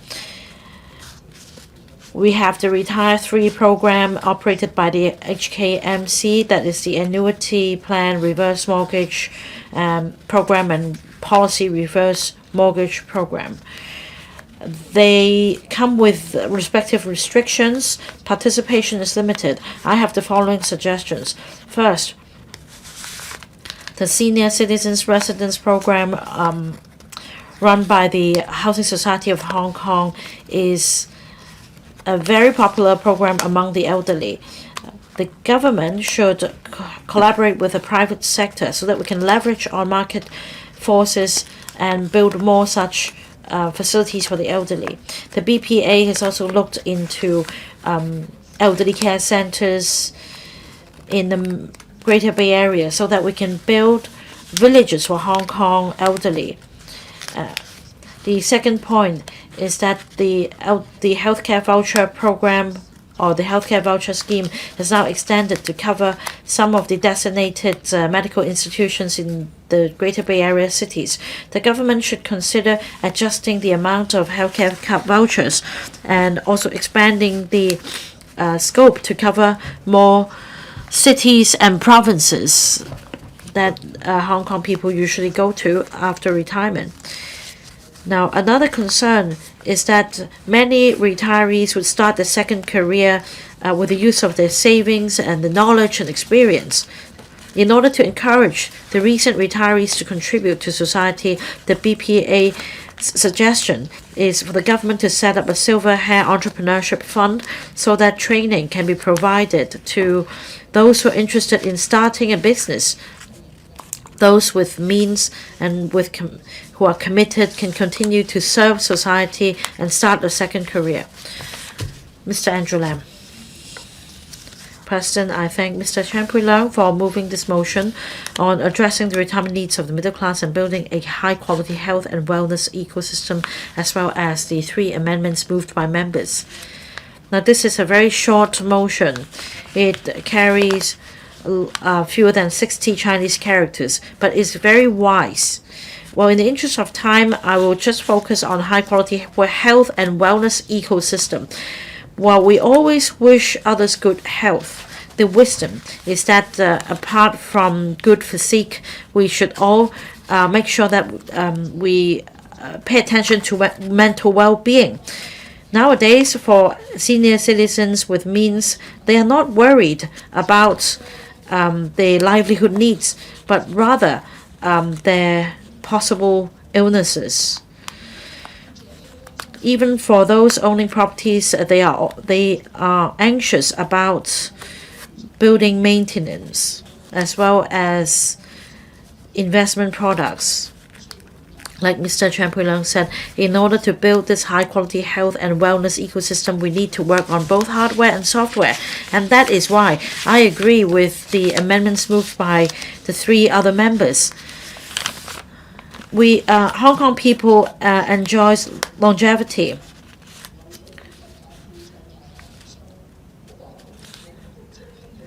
Well, in order to live in comfortable space, they need to make sure the properties are properly maintained. And when something goes wrong, we need to help elderly building owners. Now, for elderly people, they suffer from various conditions and illnesses, and they need regular medical checkups, physiotherapy treatments, etc. For those with mobility issues, they need company as they visit the clinics. They also need point-to-point transport services. In order for elderly people to age in place, we need a good neighborhood with proper facilities in the community. Because many senior citizens are keen to socialize. They want to be independent. They also want to be able to go to their family members if necessary. The Hong Kong Housing Society has run a very good program called the Senior Citizen Residences, providing one-stop service. The whole neighborhood is complete. The government should encourage the market to take part in such programs, and incentives can include land lease modifications and other facilitation measures so that elderly people can live on their properties to meet retirement needs. The government should invite not just developers but insurers, healthcare institutions, or any corporations interested in providing elderly services to take part so that on this platform, more choices can be provided to elderly people on cross-boundary retirement. Now, to tackle the challenge of aging population, we must not only consider social welfare. I'm happy that we have government officials from 4 bureaus here. In order to develop the silver economy, we should retain senior citizens with means in Hong Kong. We should also attract more service providers with quality to help develop the silver economy so as to enrich the ecosystem. Financial and professional services account for 40% of Hong Kong's GDP. Data have suggested that half of the assets are actually owned by elderly people. So we need to build a service platform for data analysis and product development, so as to build an ecosystem that is that will provide health and wellness sustainability. Mr. Gary Chen, I thank Mr. Pui-leung for raising this motion. It invites all of us to talk about how to address the retirement needs of the middle class and build a high-quality health and wellness ecosystem. I agree that we should have such a discussion. 2 years ago, I raised a similar motion. I asked that the government and the community should ensure that the silver-haired group should retire with dignity. The WHO has had an advice that is the pension should be 70% in terms of the alternative rate. What does that mean? Say there is a couple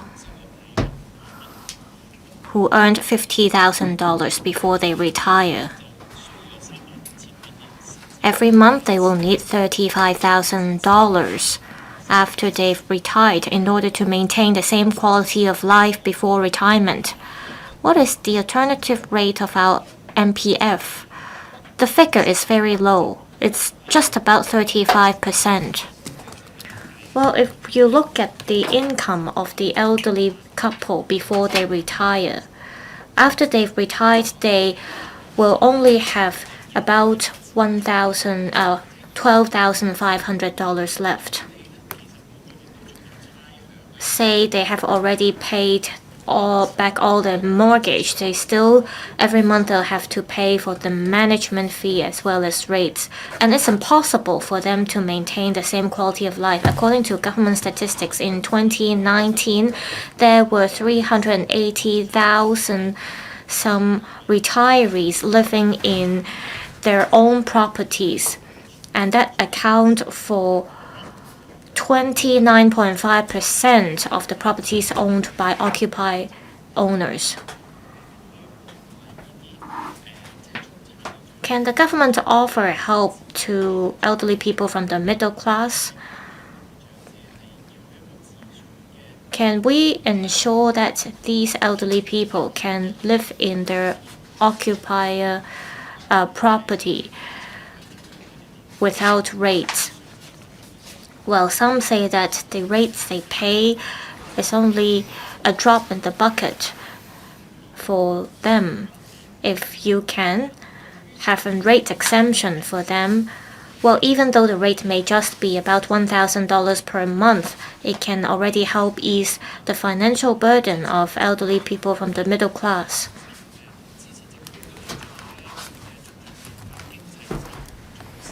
Earlier on, the government rolled out 30 measures to promote the silver economy. One of the measures is to encourage the silver-haired group to continue to work, and there should be strengthened training for them.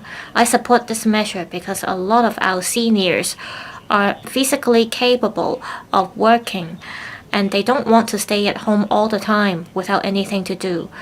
Allowing them to continue to work can enable them to save up money, and it will also give them the opportunity to interact with others, and this will ensure their good mental health.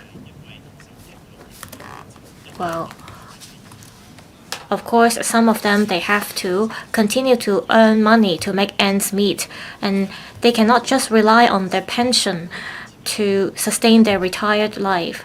So I think the government should encourage SMEs and those in the community level to offer job opportunities to elderly people.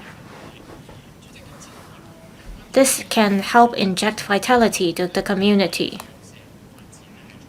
This motion is about addressing the retirement needs of the middle class. They have contributed a lot to our society. While they have accumulated wealth, the cost of living is also high. In order to ensure that they can retire with dignity, I hope the government can offer support to them. We want comprehensive elderly care support to help promote silver economy. This will ensure our seniors to retire with dignity, and at the same time they can enjoy their retirement life. Ms. Eunice Yong, I support the motion on addressing the retirement needs of the middle class and building a high-quality health and wellness ecosystem.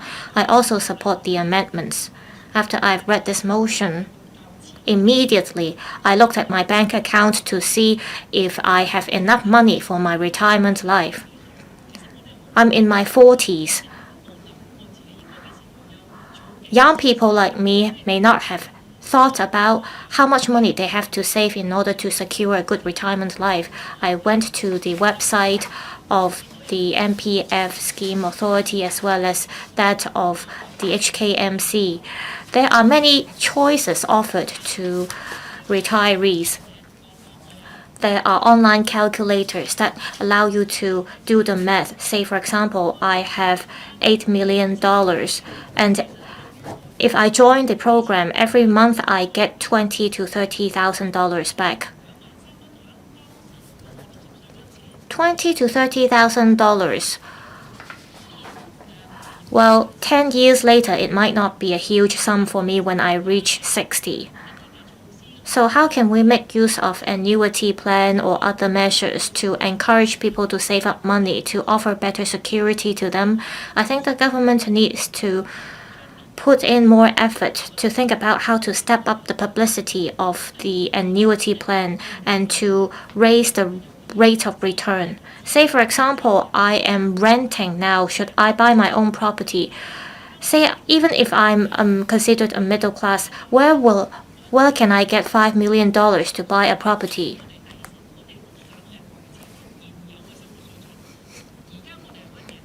Say in future I want to maintain the same quality of life without getting a job, I won't be able to do that. I won't be able to enjoy the same level of life after I retire. So we have to manage people's expectations. We have to think about how to ensure the quality of life of our seniors.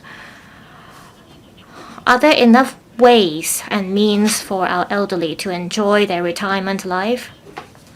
I think we need to strike a balance. There are many options for those who have retired. Well, also we see lots of people who have retired choose to continue to work. They take up a lot of part-time jobs. While the retirement age have continued to increase from 60 to 65 for at least the civil servants. This is because our health and physical ability and fitness have continued to improve. Now, the government has been encouraging people to retire in the Greater Bay Area. It has rolled out some concessionary schemes to encourage people to retire there. This is also an option. Well, we have made a lot of suggestions to the government for civil servants if they opt to retire in the Greater Bay Area.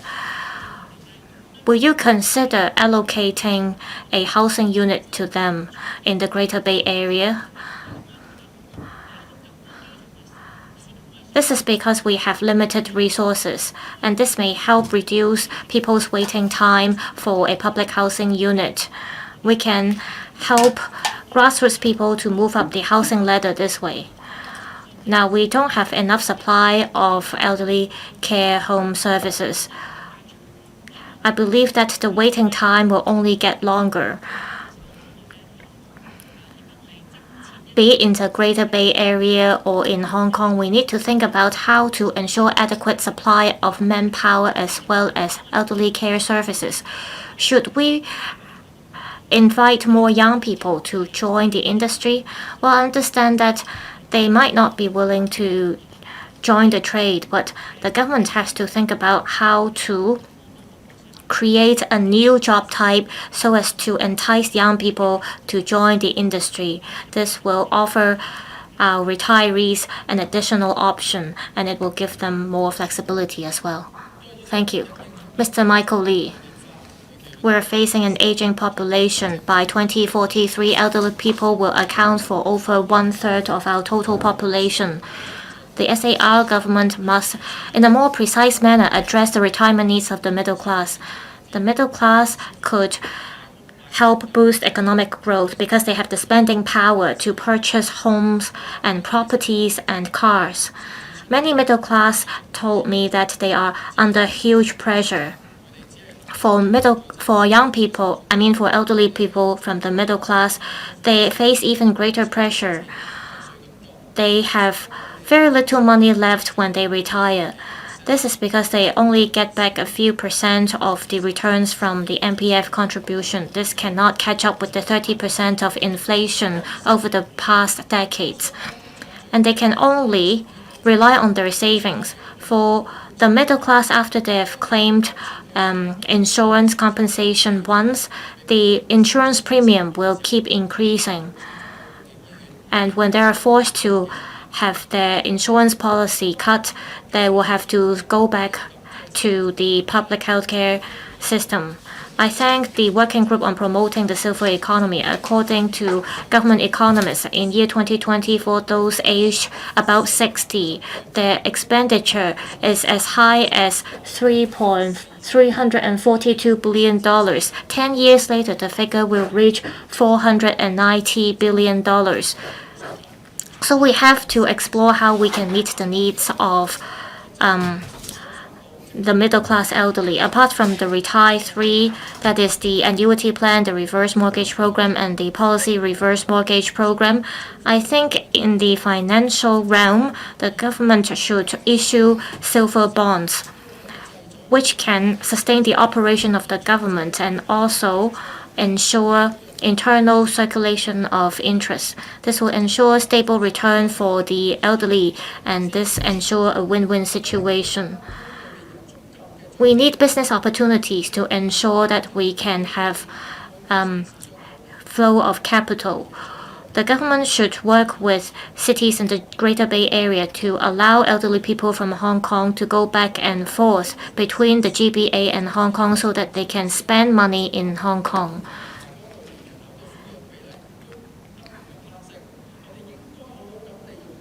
We're seeing an increasing number of those aged 65 or above. We have to ride on this trend to promote silver economy to boost our GDP growth. This will also help address the huge demand for financial services and insurance products.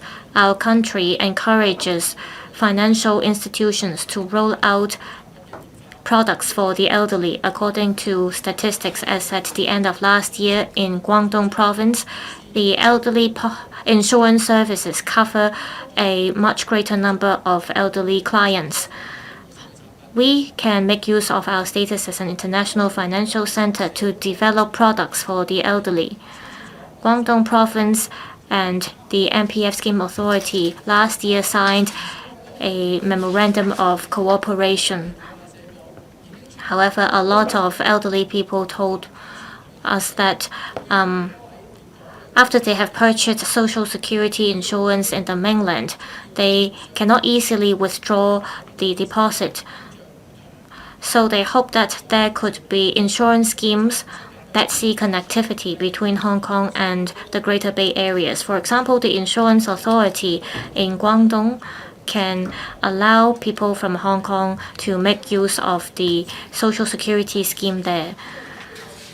Lastly, I think that the SAR as an international financial center, we have an advanced insurance system. We also have advanced healthcare technologies.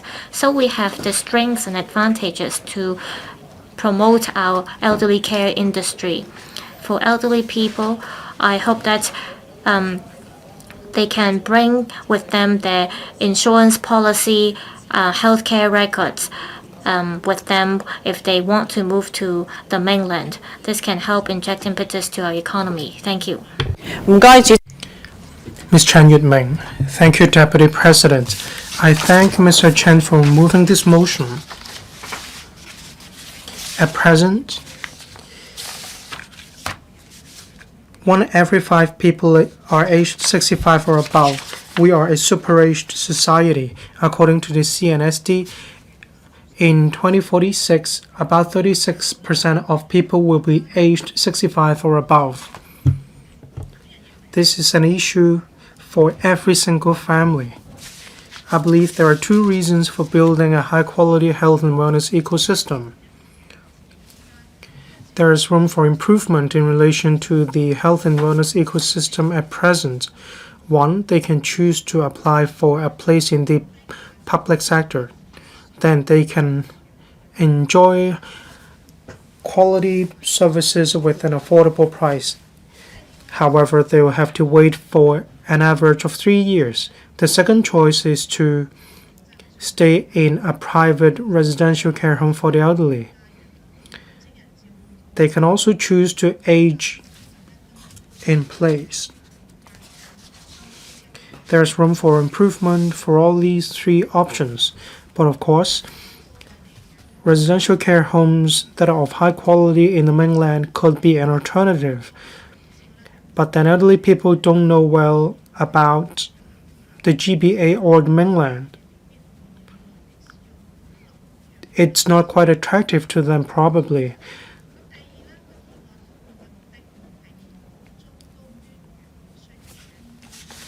We need to ease the pressure on the residential care homes in the public sector. According to the Commission on Poverty, Statistics released in 2020 show that 45% of elderly people are living below the poverty line. In the past, we lacked the relevant retirement protection scheme. Elderly people need to rely on subsidized or public services. The middle class have a higher expectation when it comes to elderly care services. They also have more means to afford these services. If we can provide higher quality elderly care services, we can plug the gap. We need to improve the use of public resources. Let's go back to elderly care services in Hong Kong. I'd like to share with you my views. There's a 300 square km in a northern metropolis. This will allow elderly people to have a cozy space, a more spacious space. We need to fully unleash the potential of the northern metropolis to build a livable metropolis, combining the provision of healthcare as well as medicine. There are boundary control points, and it's easy to cross the boundary for family members to visit elderly people. Student hostels could be turned into health and wellness centers. This is making good use of resources and economic benefits.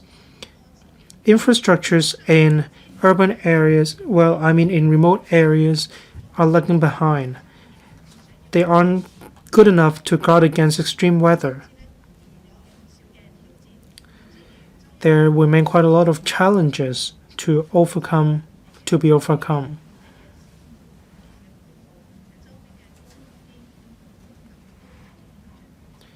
Different public infrastructures affect whether investors want to invest in Hong Kong infrastructures. The government remains a key factor in creating space in the private market. We need to ensure the quality of elderly care services so that we can build a high-quality health and wellness ecosystem together. Thank you. Mr. Ng Kong, thank you, Deputy President. I speak in support of the motion moved by Mr. Chan. Middle class and labor force account for over half of the overall population in Hong Kong. We have an aging population. Elderly people in the middle class will become one of the most important segments in the local economy.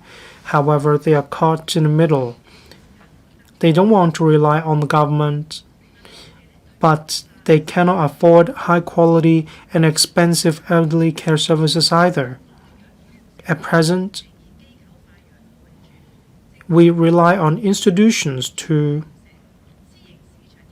provide elderly care services. Owing to a lack of regulation, service quality is not desirable. It doesn't focus on the needs of elderly people to improve their cultural literacy and pass on their skills.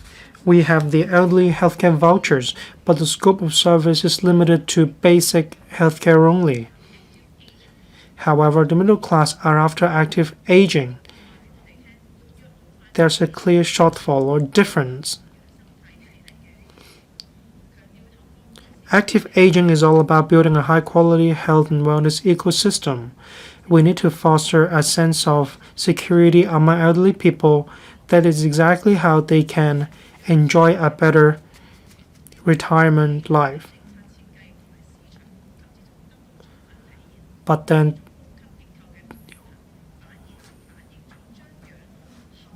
there's imbalance when it comes to this.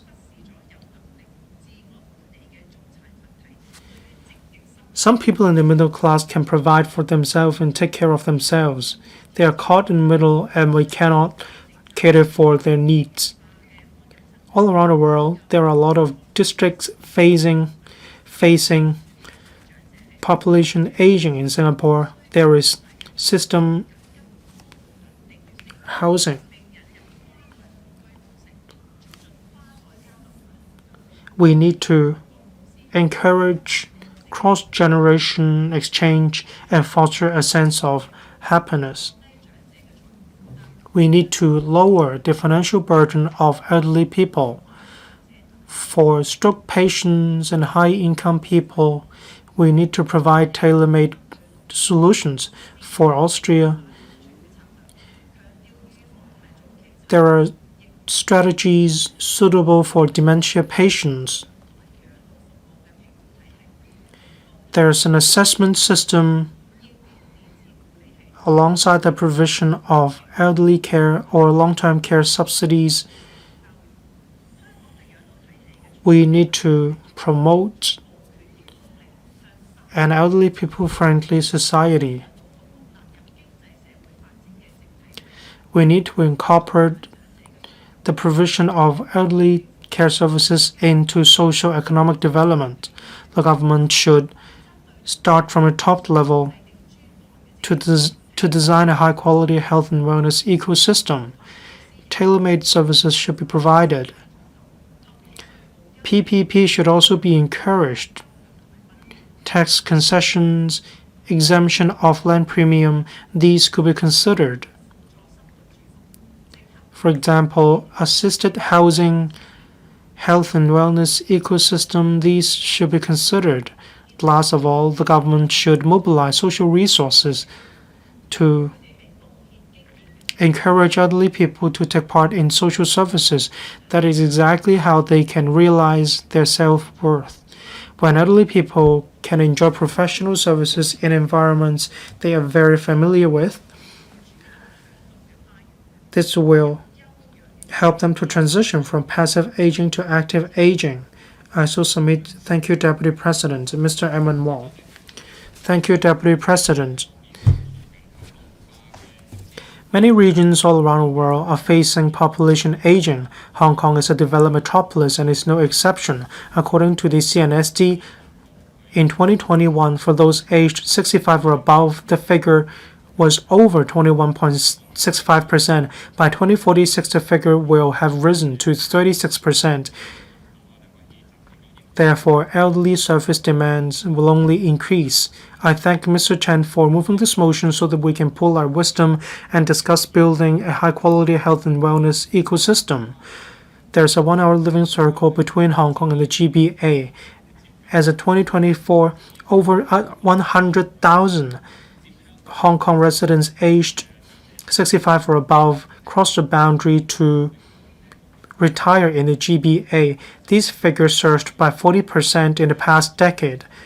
Well, I can say that the demand will only increase owing to population aging. Guangdong, Hong Kong, and Macau are working together to build a high-quality health and wellness ecosystem. But different places in the GBA are facing pressure as well as burgeoning demand for elderly care services. Say in Hong Kong, we have international techniques and good experience or a wealth of experience when it comes to the healthcare system, but land costs are on the high side in Hong Kong. This has hindered the development of elderly care facilities in Hong Kong. That's exactly why we need to achieve complementarity with different regions.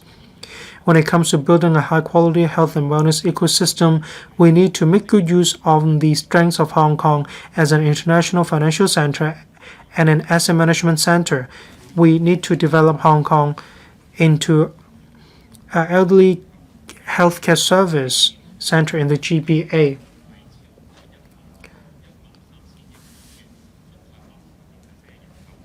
Over 1.3 trillion MPF scale covering 86% of the population. Financial institutions, banks, insurance sector, and the high quality health and wellness ecosystem. We have all these factors. We have a common law system. We also have international regulatory standards.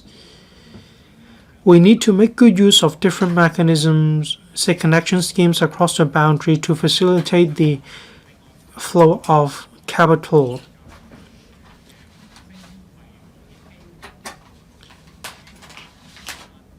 Zhuhai, Zhongshan, we need to work with these places to put in place a mechanism to provide medical insurance services. We need to pilot these projects to lay the foundation for the further promotion of this method or mechanism. We need to leverage these strengths in order to turn Hong Kong into a national elderly care service center. I propose there should be more relaxation of the requirements. There should also be more annuity programs and financial products to further drive innovation of financial products. We should also strengthen cross-boundary insurance products and services. A lot of healthcare institutions in the mainland have partnered with insurance companies to put in place new models.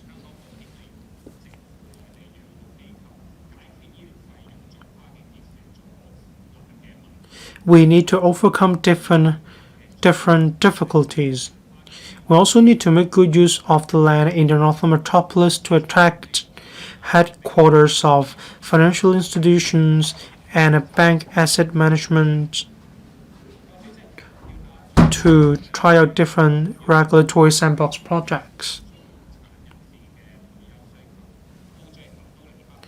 At the end of the day, we need money in order to build a high-quality health and wellness ecosystem. Transportation across the boundary matters. We need to improve different infrastructures in order to build a high-quality health and wellness ecosystem. Hong Kong needs to use our own strengths to develop Hong Kong into a national elderly healthcare center. I so submit. Thank you. President, this motion debate is about middle class. So I will be talking about the middle class as well. I'd like to talk about an Hong Kong Economic Journal article dated the 30th of June. I think it's relevant to today's motion, especially about the middle class. Now, this is an article about the writer, Choi Lan. I think not everybody is as blessed as Mr. Choi Lan, but when it comes to retirement, there's something we can do. For example, this member next to me talked about taking care of the elderly in different aspects of their livelihood.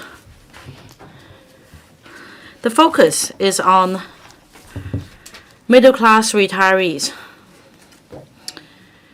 Well, I think basically there are three important things. That is healthcare and mental well-being. Well, that's basically what we mean by happiness, like this article about Mr. Choi Lan. We have the MSF in the healthcare sector. But when it comes to medical devices, we do have boundaries.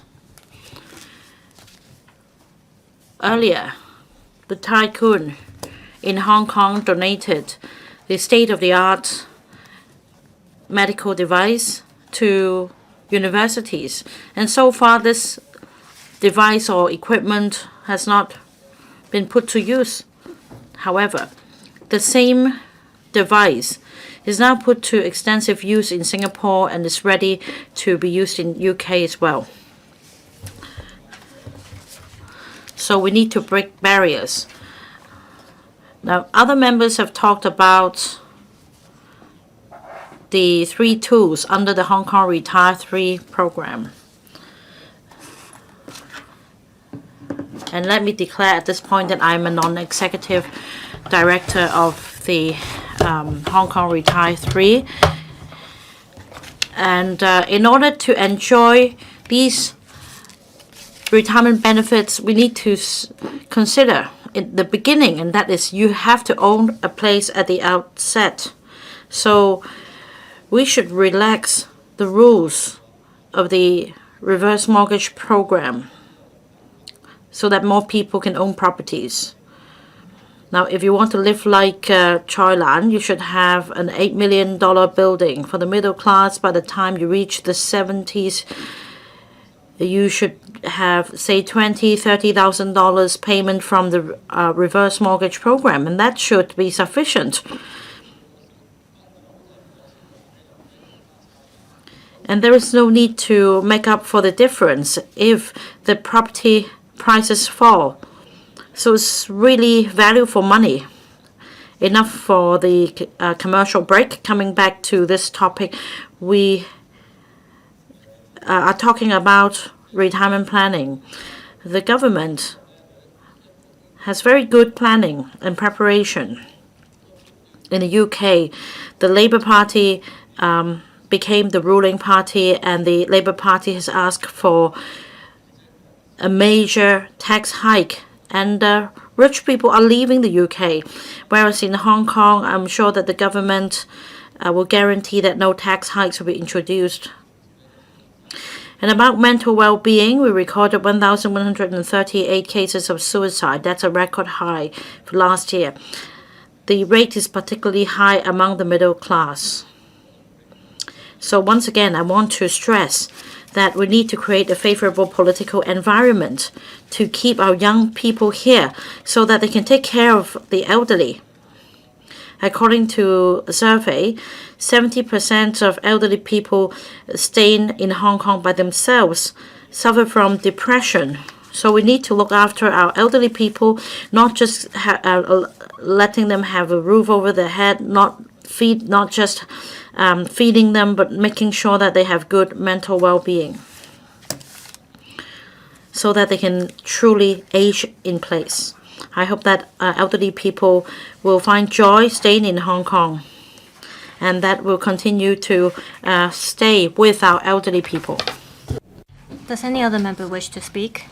If not, Mr. Pui-leung, you may now speak on the amendments. Thank you, Deputy President. I thank Mr. Robert Lee, Mr. Stanley Lee, and Dr. Tan Yueheng for moving amendments to my motion.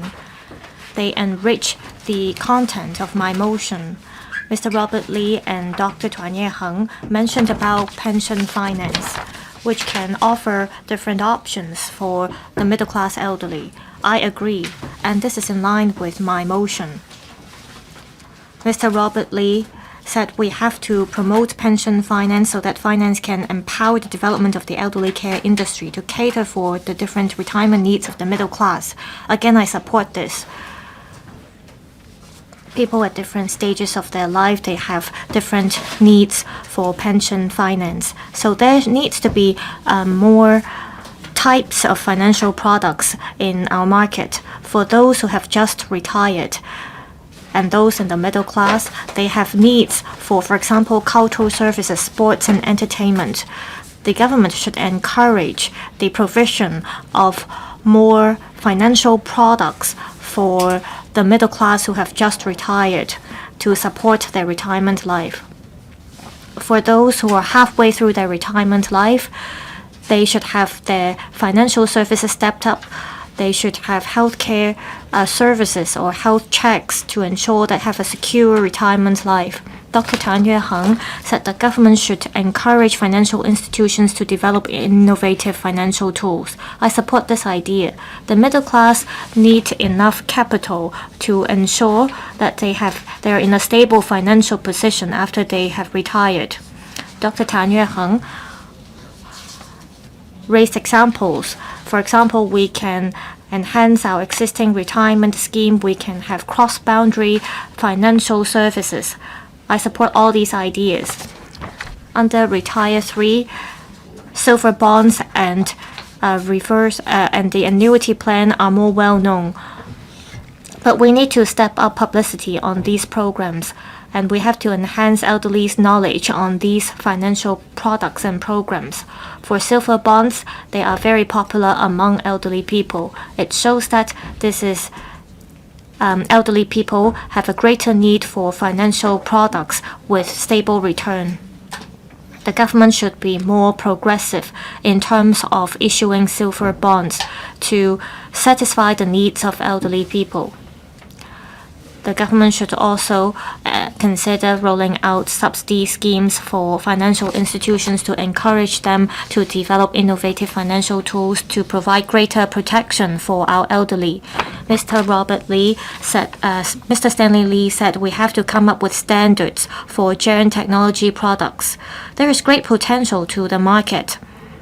By developing standards and accreditation schemes, we can encourage the INT sector to develop geriatric products. This can also help ensure quality of these products and the level of recognition of these products for consumers. With an accreditation scheme, it can help boost their confidence in geriatric products, and then they can choose the products they need and enhance their quality of retirement life. In the long run, we can promote these standards to the Greater Bay Area to help these products to go overseas and to the mainland so that we can achieve a win-win solution. I so submit. I thank the members for their amendments. 副局長。 Undersecretary for Commerce and Economic Development, Deputy President, I thank Mr. Chen for moving the motion, Mr. Robert Lee and Mr. Stanley Lee, as well as Dr. Tan for their amendments, in addition to 25 members who provided their valuable views. In the face of the rapid growth of the aging population, we believe that building a high-quality health and wellness ecosystem not only safeguards the well-being of the elderly and meets the retirement needs of all elderly groups, but also promotes the development of the silver economy. The task force on promoting the silver economy announced 30 measures in May this year. These measures are jointly promoted by different bureaus, sectors, and organizations. Many of them respond to the retirement needs of the elderly in Hong Kong, including the middle-class ones, and help mobilize all sectors of society to build a high-quality health and wellness ecosystem. On promoting silver consumption, the CEDB has been actively encouraging the business sector to introduce arrangements to benefit the silver hair group. For instance, under the Friends and Flavors initiative of the CEDB, the F&B industry responded swiftly. Over 100 outlets have launched dining discounts, healthier and easier to chew dishes, and lighter meal options for elderly consumers since July this year. These measures encourage elderly people to dine out with their family members to enjoy family time and promote silver consumption.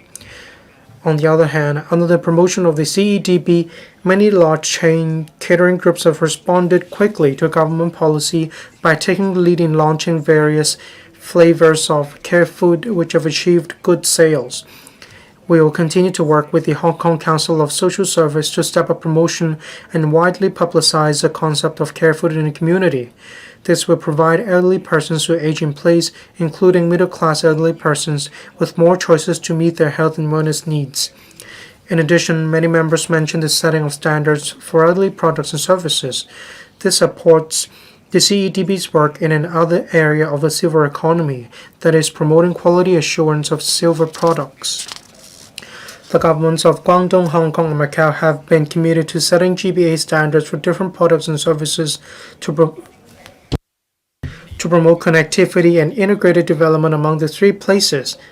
The silver economy is one of the key research areas for GBA standards in 2025.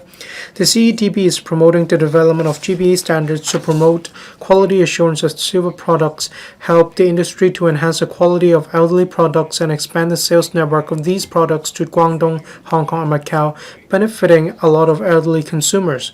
With our support, the Hong Kong Council of Social Service and the Chinese Manufacturers Association of Hong Kong have submitted an application to include care food in the GBA standards.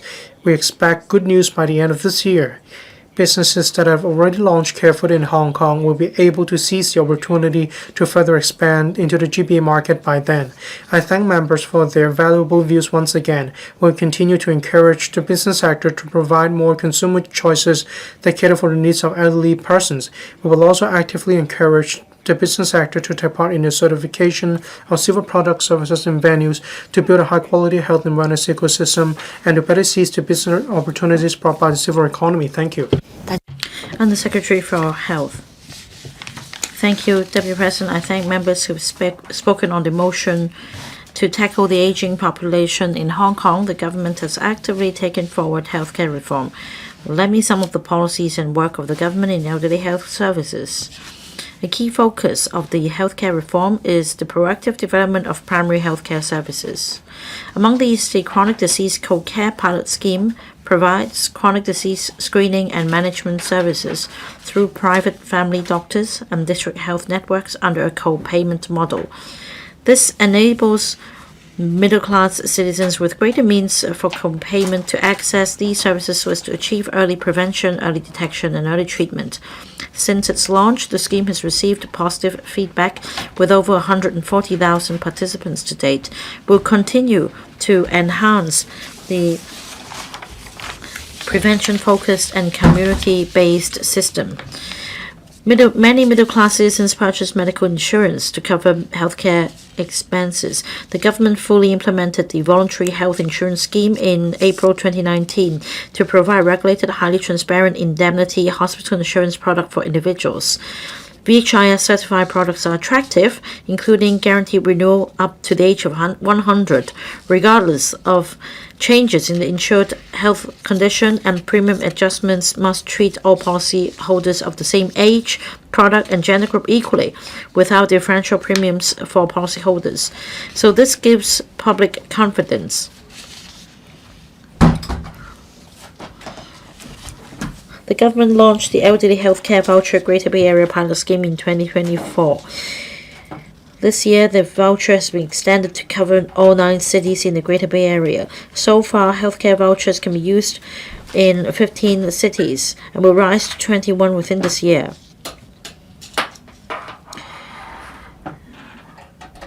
This can better support Hong Kong elderly persons retiring in the Greater Bay Area. The government in 2024 rolled out for 1 year the pilot scheme for direct cross-boundary ambulance transfer in the Greater Bay Area. Upon assessment and agreement by teams of the hospitals, arrangements can be made for patients to be transferred directly to Hong Kong in a point-to-point mode. Now, the middle class may have means, but serious illnesses may pose a heavy burden on them. The government's public healthcare fee reform will strengthen medical safety net by introducing an annual cap of 10,000 Hong Kong dollars on inpatient and outpatient fees without means testing. Those with acute or chronic illnesses will not become medically vulnerable because of the heavy expenses. We'll also introduce new drugs and medical devices. For these to be included in the safety net, we'll also relax eligibility criteria so that more patients can receive the necessary help, and critical patients will not become impoverished due to illness. Members of the public may also make use of the app to access the health information, such as the e-health mobile application, as well as the cross-boundary health record function. Government promulgated the primary healthcare blueprint in 2022, shifting the focus of primary healthcare system from treatment to disease prevention. The Health Bureau will continue in this regard to help the public better manage their health and in the long run promote healthy aging for all. I so submit. Thank you, Mr. Deputy President. Undersecretary for Labour and Welfare. Deputy President, I thank Mr. Pui-leung for the motion, and Mr. Robert LEE, Mr. Stanley and Dr. Yueheng for the amendments. People in Hong Kong may not be familiar with health and wellness. I think what it means is really services provided to them. We have been offering to our elderly community care services. Overall speaking, compared to other regions or the mainland, our policies are different.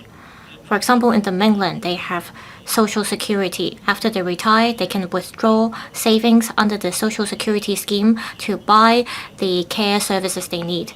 However, in Hong Kong, we do not require contribution to Social Security. We abide by a low-tax regime. With limited resources, we allocate these resources to those in need. We have $120 to $130 billion earmarked for social benefits and welfare. And most of the money is spent on cash allowance schemes for our elderly. And there are also allowances as well as subsidies for those aged 80 who need health care and institutional elderly care services. For those who are aging, we are promoting the concept of active aging. We have the Elderly Academy scheme, as well as the opportunities for the elderly projects to help elderly people stay active. Under the Social Welfare Department, we have about 200 neighborhood community centers as well as elderly community centers.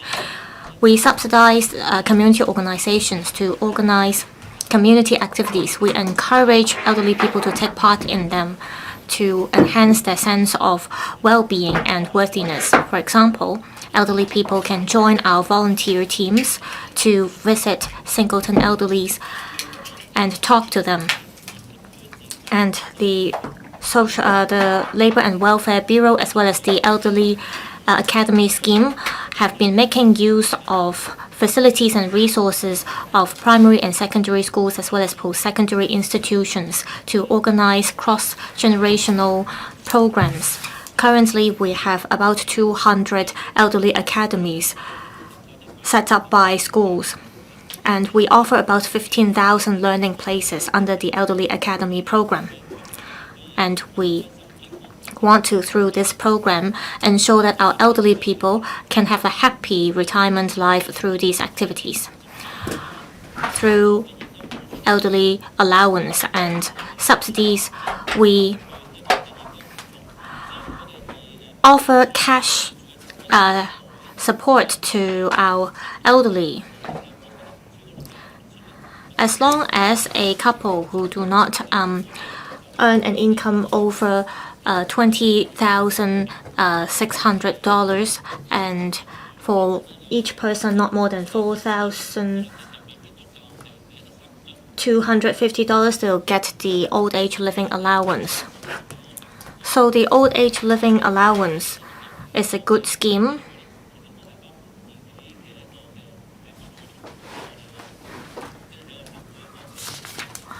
So elderly people not only rely on their savings, but also government subsidies. To help elderly people age in place, we offer a lot of support. A lot of middle-class elderly, they have their own properties and they have hired foreign domestic helpers. We have 360 foreign domestic helpers in Hong Kong to offer support to them. For more professional services in year 2024 to 25, we have 26,000 elderly people who received subvented community service, and 12,500 elderly people benefited from the residential care voucher scheme.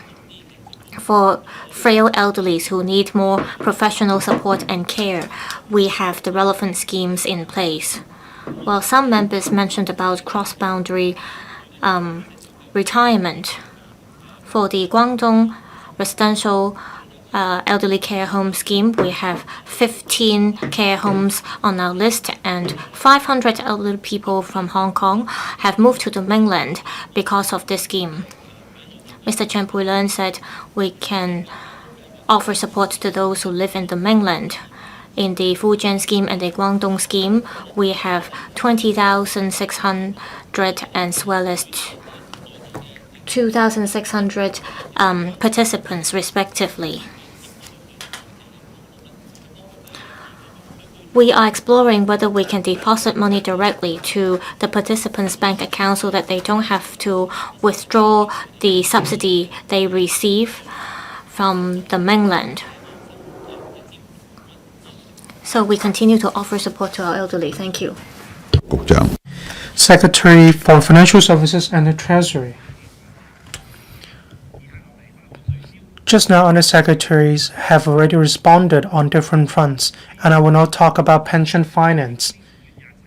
On the 27th of May, in the Working Group on Promoting the Silver Economy press conference, the Chief Secretary for Administration said that the government's role is to provide comprehensive measures to help elderly people to make good use of their own financial tools and to protect their resources. The FSTB is working according to 3 directions to promote elderly financing. 1, to develop more elderly products. 2, stepping up promotion and to enhance the promotion of retirement planning. 3, stepping up promotion on anti-scam. 1, we have Hong Kong MC Retire 3, including Hong Kong Annuity Plan, Reverse Mortgage Program, and Policy Reverse Mortgage Program. These provide immediate, stable, and lifelong income. The Hong Kong Annuity Program turns savings of clients into pensions that could last a lifetime. This program was launched in 2018, as at the end of last year, there were a total of 21,000 clients, and the total amount was about $19.7 billion. Another program helps elderly people to continue to stay in their residential flats. There were a total of 8,000 applications since the launch of the program in 2011. In addition, the government started rolling out silver bonds since 2016 to 17. Dividends were paid every half a year. There was a minimum interest rate and is linked to the inflation rate. Investors can choose to redeem the bonds before the bonds expire. Silver bonds are very popular among elderly people every time they are launched. There was an infrastructure bond program launched last October. The subscription amount is about 1.4 times the application amount. Under the MPF system, members may choose to keep their MPF contributions in their account to continue with the investment. That will be sufficient. This is a flexible arrangement to help these members to pay for their retirement expenditure.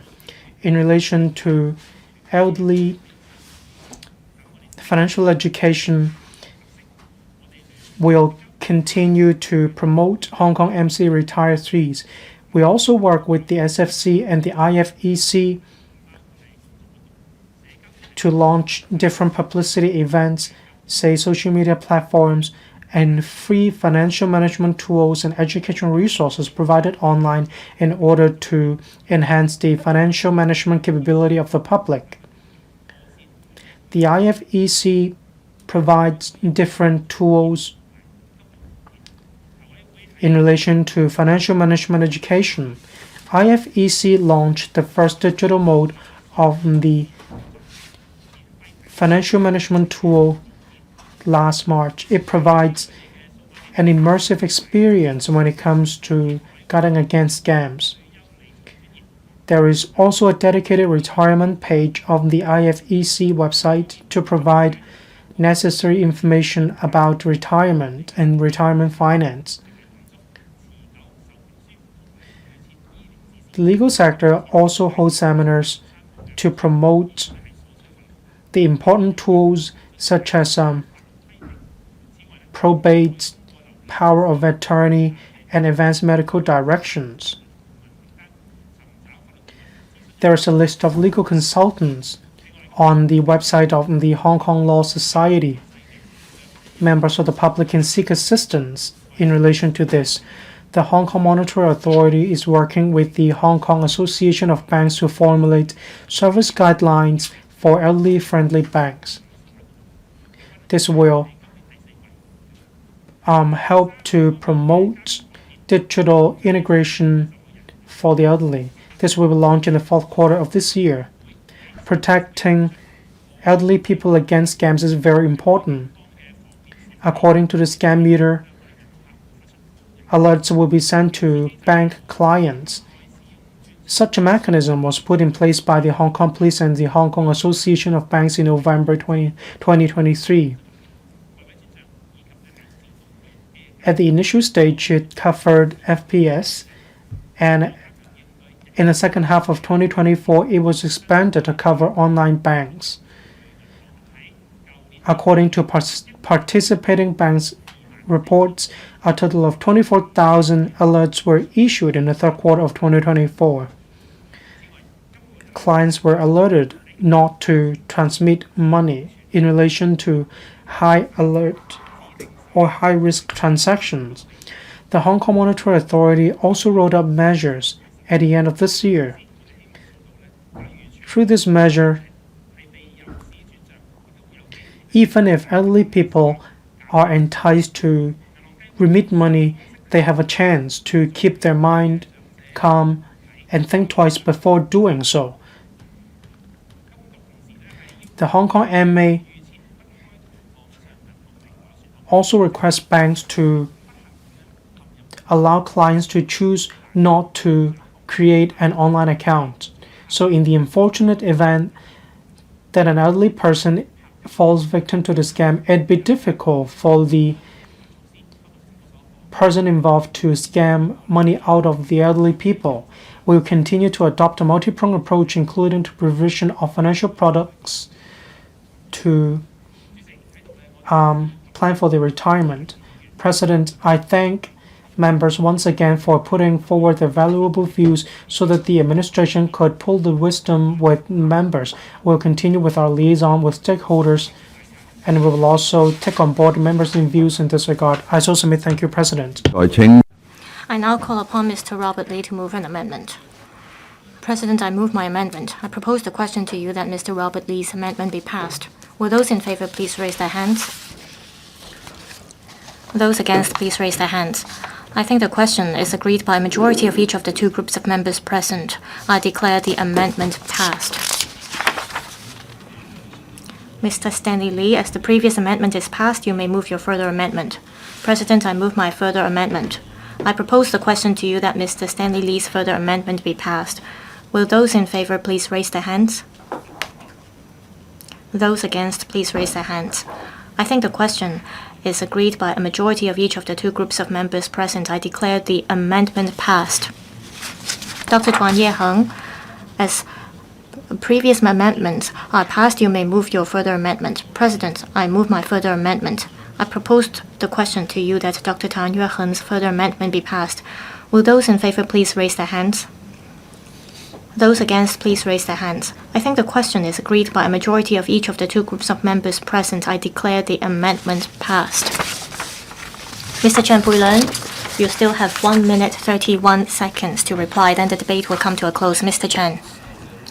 President, the middle class is an important pillar for social stability as well as the healthy development of our society. I suggest that the government set up a cross-departmental, cross-disciplinary study group to study a comprehensive set of elderly care policies. We need data to learn about what kind of policies we need so that we can build a high quality and diversified health and wellness ecosystem so that we can offer more choices to our middle class elderly.